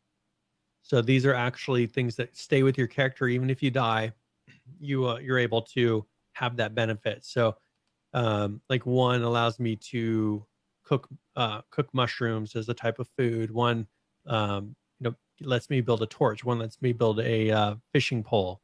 One lets me make a campfire, things like that. So even if you die a lot, you still are able to slowly kind of level yourself up to be able to get all of these things. Now, the trick is once you've learned this whole list, then you have the ability to, at the bottom there, you see that bottom icon in the center of it. That one allows you then to go to the next type of character. So right now I'm a beggar. And I think then after this, that one takes me to a peasant. So you become a peasant at that point. So the next one is I'm just showing when you go and loot something, the loot will be in that box. You can hit loot all, pretty standard. Sometimes things will have gold coins in them. On the right-hand side, you can see everything has weight. a value. So if you collect things, you can sit there and just try to sell them all day. After that, if you go to a shopkeeper, you're able to then sell things. So you can see how much gold the shopkeeper has. If they don't have any gold, you can't sell things because you won't get any money for it. But you can sell whatever you have, or you can try to buy food. This game is very difficult. I did die quite a number of times from starvation. That means it's an awful game. Or from disease. It means it's a bad game if you die. If it's not easy, it's a bad game. No, I mean, yeah, they made it difficult, which I appreciated because I was like, man, I really want to get to this next level, but it's very hard. I'm like halfway there, and then above that, there's a whole bunch of tier. Actually, should have taken a screenshot of that, and I wish I would have had them now. But there, you start out at the beggar class, and that branches to 2 different options that you can be, or maybe that one goes to one option. You become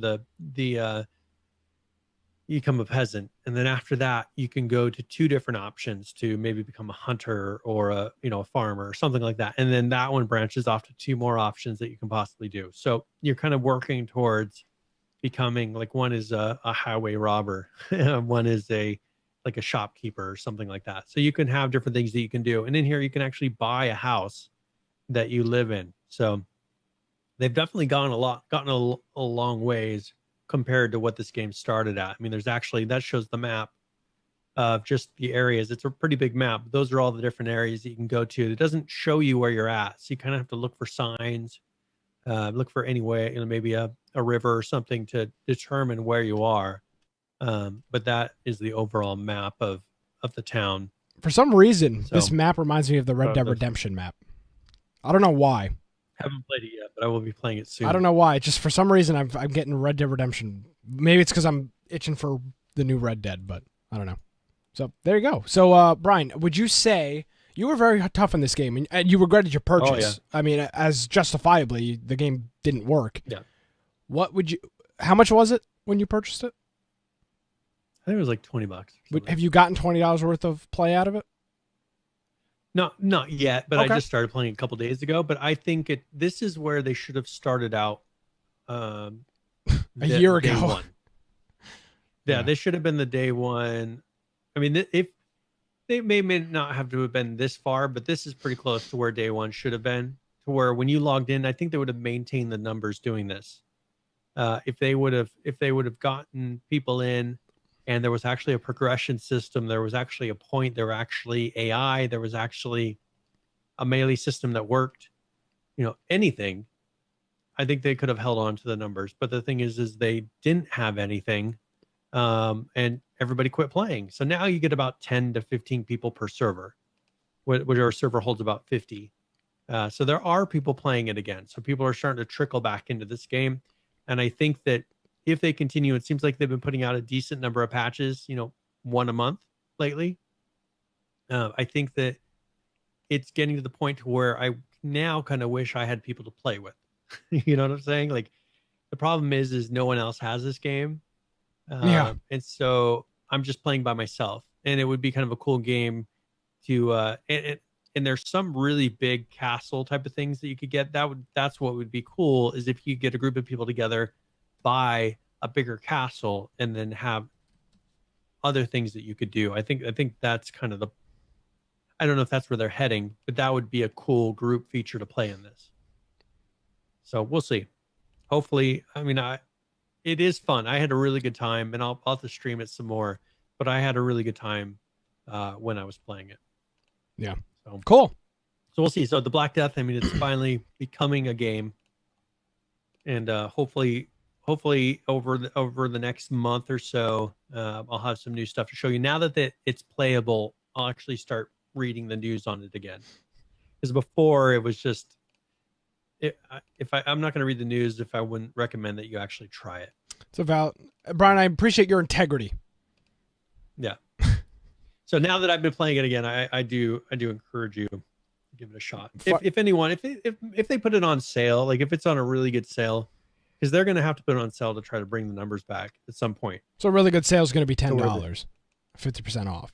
Yeah, $10-15, I would say it was worth it. Okay. So if you see it come up for that, grab it, because then we could get a group of people to try it out, and I think people would actually enjoy it this time. There you go. So what do you want to move on to next? Do we want to do Rust? There was no Battlegrounds news Yeah, to get on. so If there's anything let's talk about that you wanted to quickly. discuss. We love the games we love. We hate the games we hate, but I'm pretty sure we're fair about how we cover all or most of them. Battlegrounds has not done an update in 2 weeks. We were promised updates every week. They took last week off. They did their big charity tournament. Fine. But normally these updates are out on Tuesday or Wednesday, and their Twitter feed hasn't even referenced an update. Or normally the day before they'll say devlog coming tomorrow or devlog coming Wednesday. Hey, devlog coming today. There's been no note of that. So it's something to keep an eye on. It's not really it's not a problem, but it's just I would bash Arc for doing it. I would bash H1Z1 for doing it, and even though I love Battlegrounds, they should put out a message saying, here, we have something that we're working on, some reason to where it's not just quiet. Because I went and looked on their Twitter feed and I didn't see any explanation.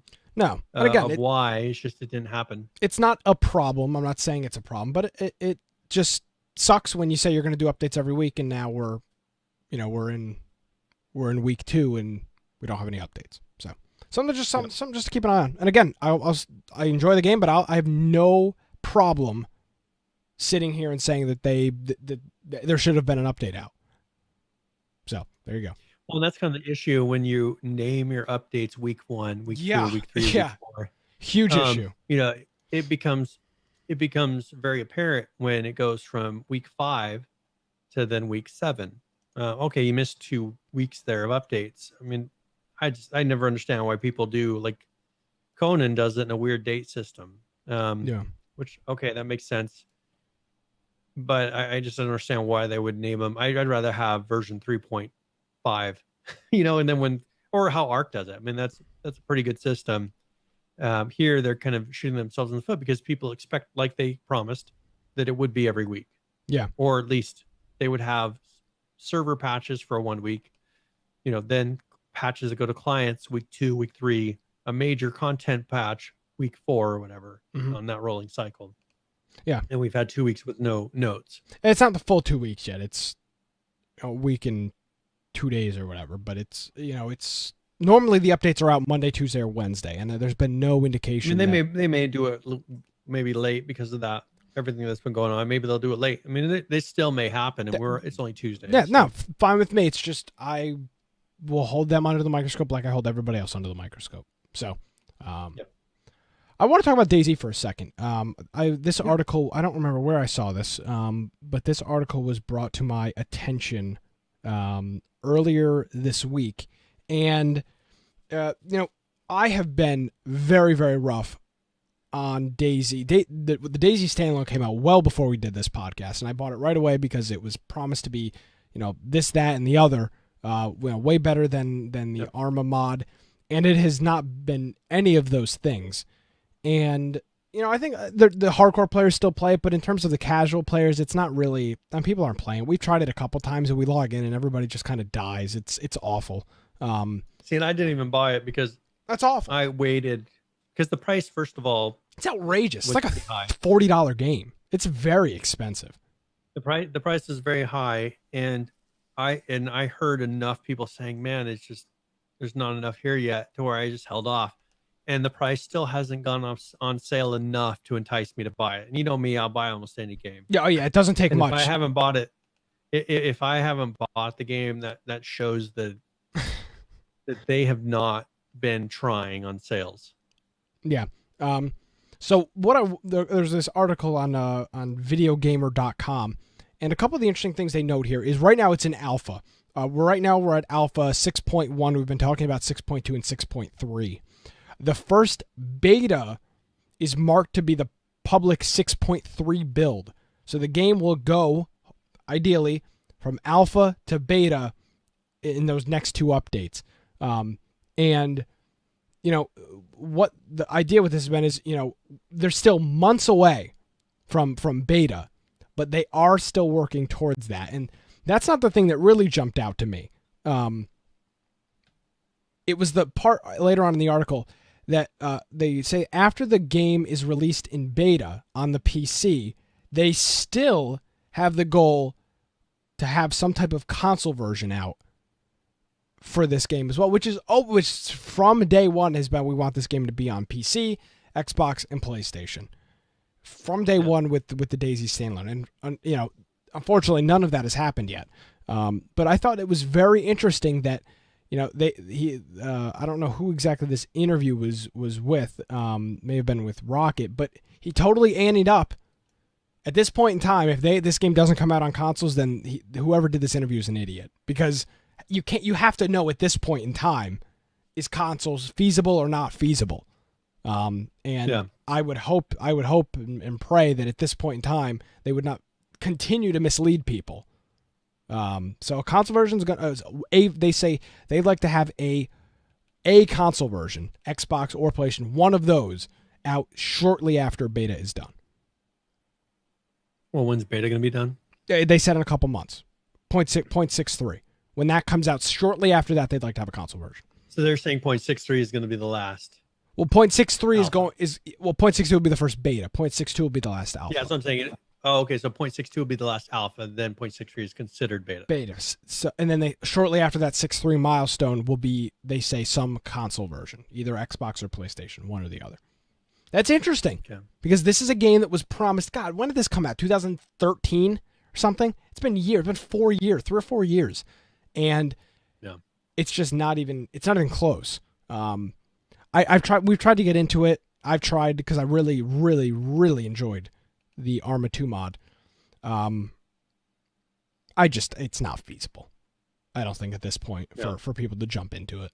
If you're a hardcore fan, it's great. If you're not a hardcore fan, I think it's kind of just another game sitting in your library. So that's and I don't know what it's going to take. I mean, that's the thing, is they're going to have to do a lot. And I think a lot to kind of bring it. And here's the thing. They've worked their ass off on it. They're doing we were a couple months ago, we were reading these changelogs every week, and there was some complex stuff in there, how they were redoing the way that reflections, having light reflect through glass and creating like a rainbow glow, a different color, like the way that real sunshine or lights. Well, that's reflect. The thing is, they may really wow us with this next version and be like, "Oh, this is great." Maybe that's what they're counting on. I just, I don't know, man. I don't know. I wanted DayZ to be so much more, and I was promised it was going to be so much more, and it hasn't turned out to be that way. It's a sore subject with a lot of people, myself included, because it was an expensive game when it came out. It's a very expensive game when it came out.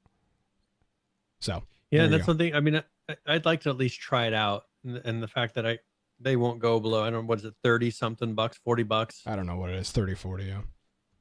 Yeah, I mean, that for me, it just needs to be a better price than that for me to just say, hey, I'll try it out, and be knowing that I don't really know anybody who plays it. Yeah.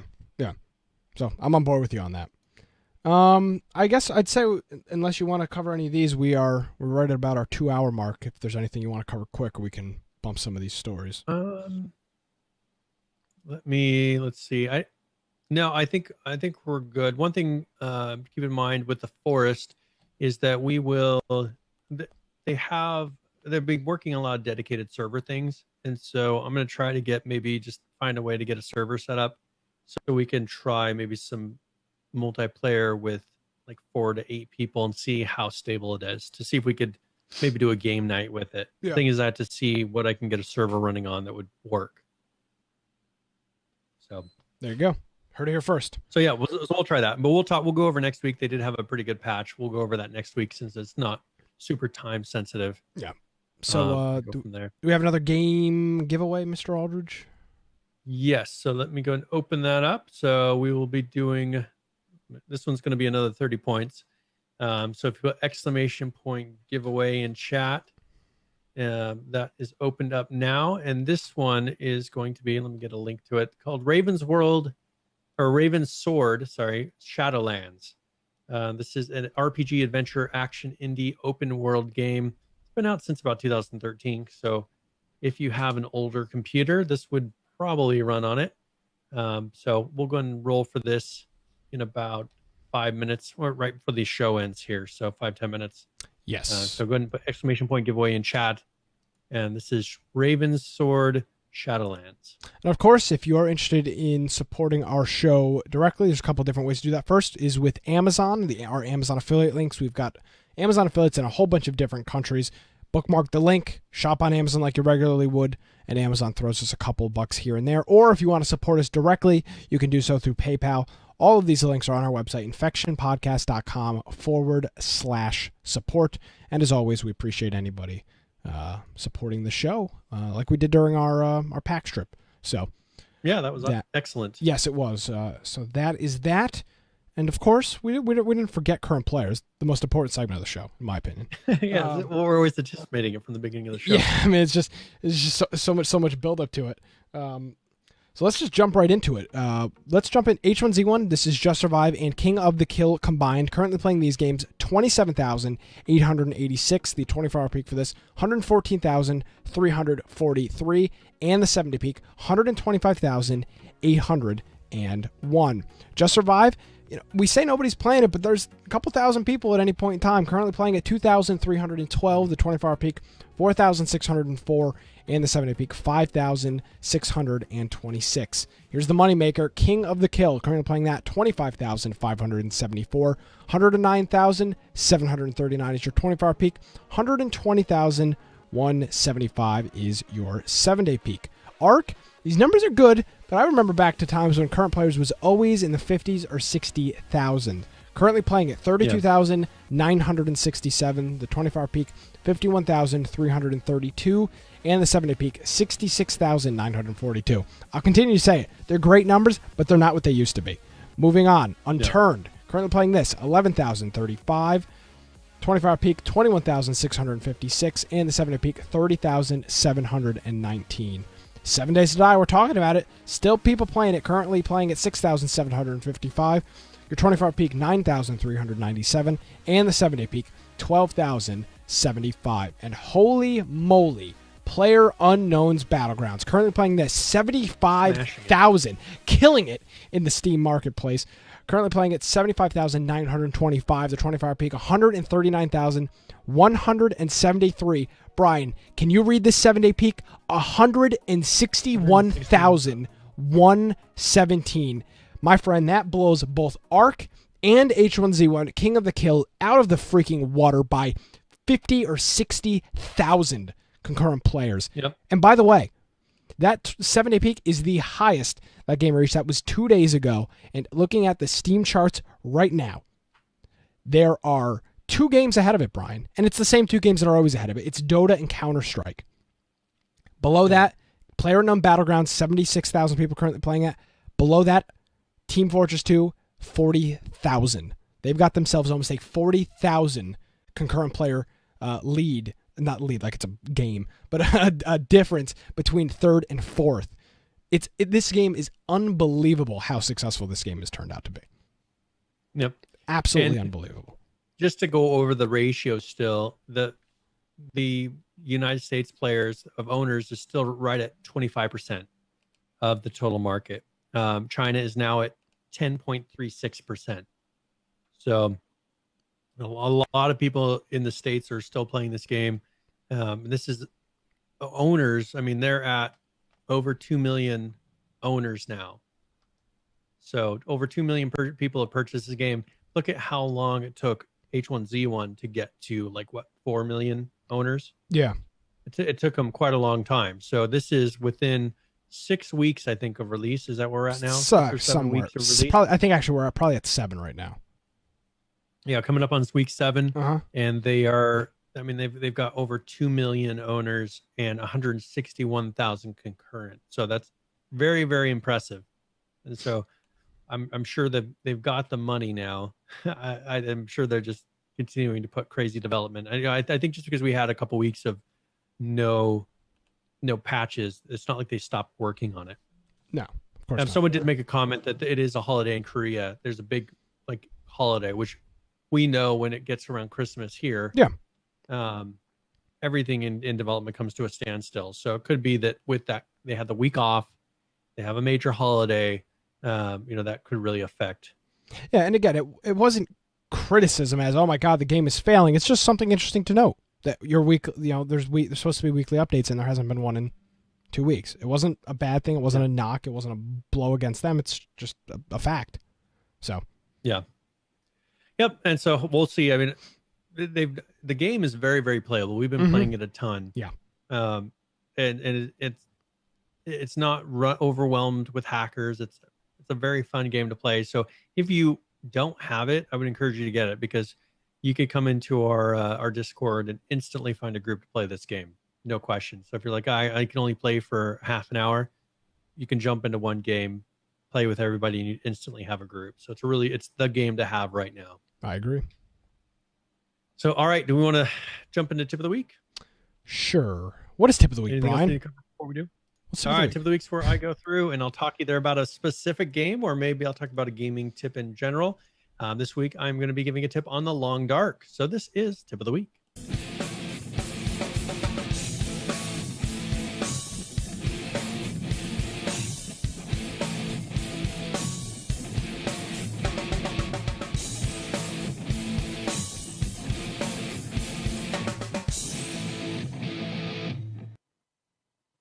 All right, so clothing in the Long Dark plays a very vital role. So clothing is used to protect you against harsh elements of the Long Dark world. One thing you'll notice in the Long Dark, a big thing is temperature. So the whole point of the game is trying to survive the harsh elements, trying to survive from freezing to death.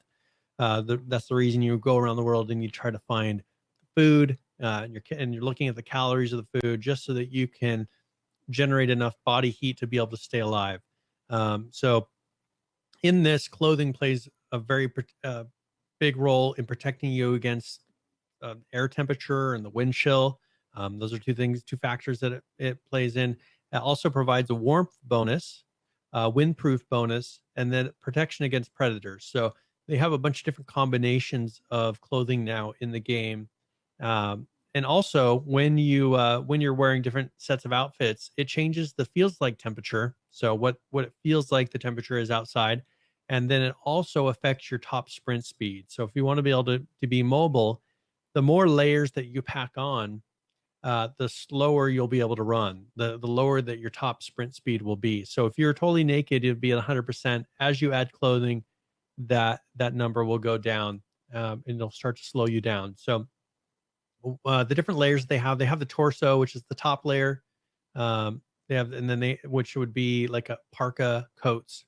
And then they have a bottom layer for the torso, which would be like sweaters, sweatshirts, hoodies, things like that. They have accessories, so like ear wraps that you can put around your ears. And then they have head, like hats that you can put on. So from baseball cap to full on very warm headpieces that you can put on that cover your whole head. And then they have gloves that you can put on, things that go over your hands, gauntlets if you're looking for protection, but not necessarily warmth. They have legs top, which would be the pants, and then legs bottom, which would be like underwear. So something that would go underneath the pants. So long johns, things like that. Then they have socks, so different socks that you can put on, and then shoes. So the socks will go underneath. So the climbing socks, sports socks, wool socks, and then the shoes that go over those. And all of these things have different categories. There's weight, so the amount that they're going to weigh you down, affecting your sprint speed. The warmth bonus, which ranges from like 1 degree Celsius to 2.5 to maybe, some of the things will have 5 to maybe 10 degrees for headpieces. Coats will have 2 or 3, 4 degrees. And then you'll have the warmth weight ratio. So it's the amount of warmth that you get for the amount of weight that it has. You have the wind protection. So how many degrees does it protect against the wind per weight? And they'll have a nice thing on that that shows you on this. And I'll have a link to all this, so you can, if you play this game, you can kind of figure out what your best combination of clothing would be. But the wind per weight ratio. Then you have water protection, predator protection, and then mobility loss, an overall number for that. So these are all things to consider. And I have a nice guide that I'll put on here that kind of takes you through so that you can plan, hey, I'm going to look for this outfit. I'm going to look for this top. I'm looking for this, these pants to help you survive, because the game is an ultimate survival game. It's a very good, someone actually asked me today what I thought about the game. and it's a very good solo game. And if you're looking for a game that it's getting close to release, I think, and they're adding in some really good game modes that really are just really tough survival, and that's what we mostly talk about. So give it a shot. We will try it out. I'm going to play it probably in the next 2 weeks because this game has so many new features since the last time I played it. But yeah, go and check it out. And that's pretty much tip of the week. So there you go. Yeah, The Long Dark. It's because that game is all about finding food and trying to stay warm. So that's about half of the overall objective, other than maybe trying to find a weapon. But most of it's not about trying to kill things, other than maybe getting food. It is about trying to stay warm the whole time. Yeah. Yeah. So I can't think of anything else. Do we want to roll for the raffle here? Sure. All right. So the winner is Big Woody Sauce. So he finally he comes into the podcast after being away for a while and wins a game. Of course, that's how it always works. Congratulations, Ross. Yes, I will send you a message in chat. So, yes. It will be it'll be in your other folder, so keep an eye out for that. Couple of things to note. Of course, we went over a couple of these at the beginning of the show. Cosmic Encounter. If you want to play that, On we're Saturday, 7 p.m. Eastern, board game simulator. You have to go into Discord and go into the board game channel, text channel on the left-hand side, and tell us you're coming, RSVP for it, so Brian can plan accordingly to set up the game. Really need to do that. We don't want 4 people jumping in at the last minute. It's just going to complicate everything. So, Brian, and even if you don't get into that game, we can make other groups of other games because there's tons of games on this. What's the play style for that game? Play time. How long is it going to take to play? Probably about an hour. Okay, plan to have 2 hours free, so that you can sit there for the full 2 hours and play that. That's important. Because a lot of it, part of this will be me explaining all of the rules. Yes. For this game, because once you figure them out, but it's just like any of these type of games. Initially, it'll seem confusing. Once you go through a round of it, it'll make a lot of sense. And we may play 2 games just so that people can have a second game of feeling comfortable with it, so they can actually plan.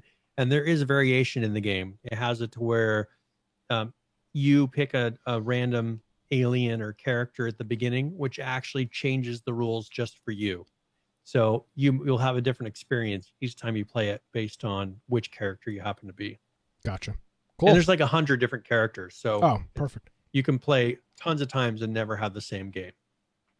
That's exactly what I'm talking about. Cool stuff. So we'll be doing that Saturday. And then Friday night we'll be doing Ark. Next Tuesday we're going to have an interview with a couple of the people from Ark. And I think that's it. Yeah, very good. We'll have a little bit of after show. One thing is, if you don't listen to us live and you're listening to the podcast form, a lot of you probably don't realize that we have a pre-show and we have a post-show. So we usually will talk a little while before. Nick plays some music before the show starts, and then we usually will talk for a little while afterwards. So I would encourage you, if you don't catch us live, show up for one of our Tuesday, especially next week. I mean, we're going to be having an excellent interview on.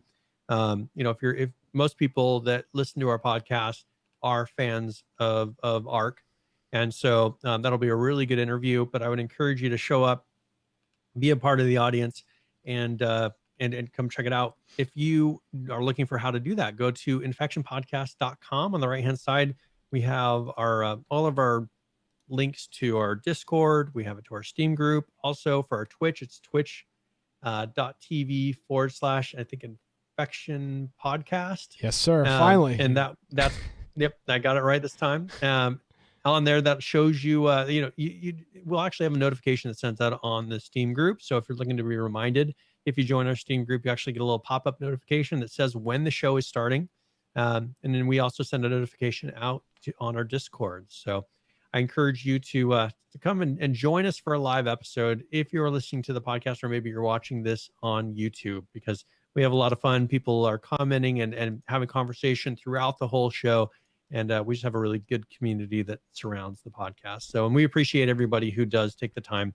If you want to find me at Boise Computer on Twitter, or you're more than welcome to go follow my blog and you're into nerdy articles about mostly Linux and web hosting and things like that, it's biteoftech.com, BITE of tech.com. But I encourage you, come play Friday night. Arc, we'll be playing for Game of the Week and then for our board game night. So thank you for listening. Yes, of course. Thank you. Thanks, everybody, for tuning in. Of course, live. We'll be here same time, same place next week. Discord, Steam group, all that other stuff. And hopefully you're able to join us Saturday. Maybe one of us will probably stream it. I've been trying to stream games lately. So, if you don't, I will, just to get it out there. Yep. So we'll probably be streaming that Saturday. So if you don't have Board Game Simulator, maybe you're interested, check out the live stream Saturday. We'll be kind of just talking, hanging out, and playing the game. Really looking forward to that. Thank you very much, Brian. We will see you next week. Other than that, for me, you can follow me on Twitter at Nicholas M. Craig. If you're interested in news and politics, check out Against the Norm at atnshow.com. Ladies and gentlemen, that's going to do it for another episode of Infection Podcast. We'll see you next week.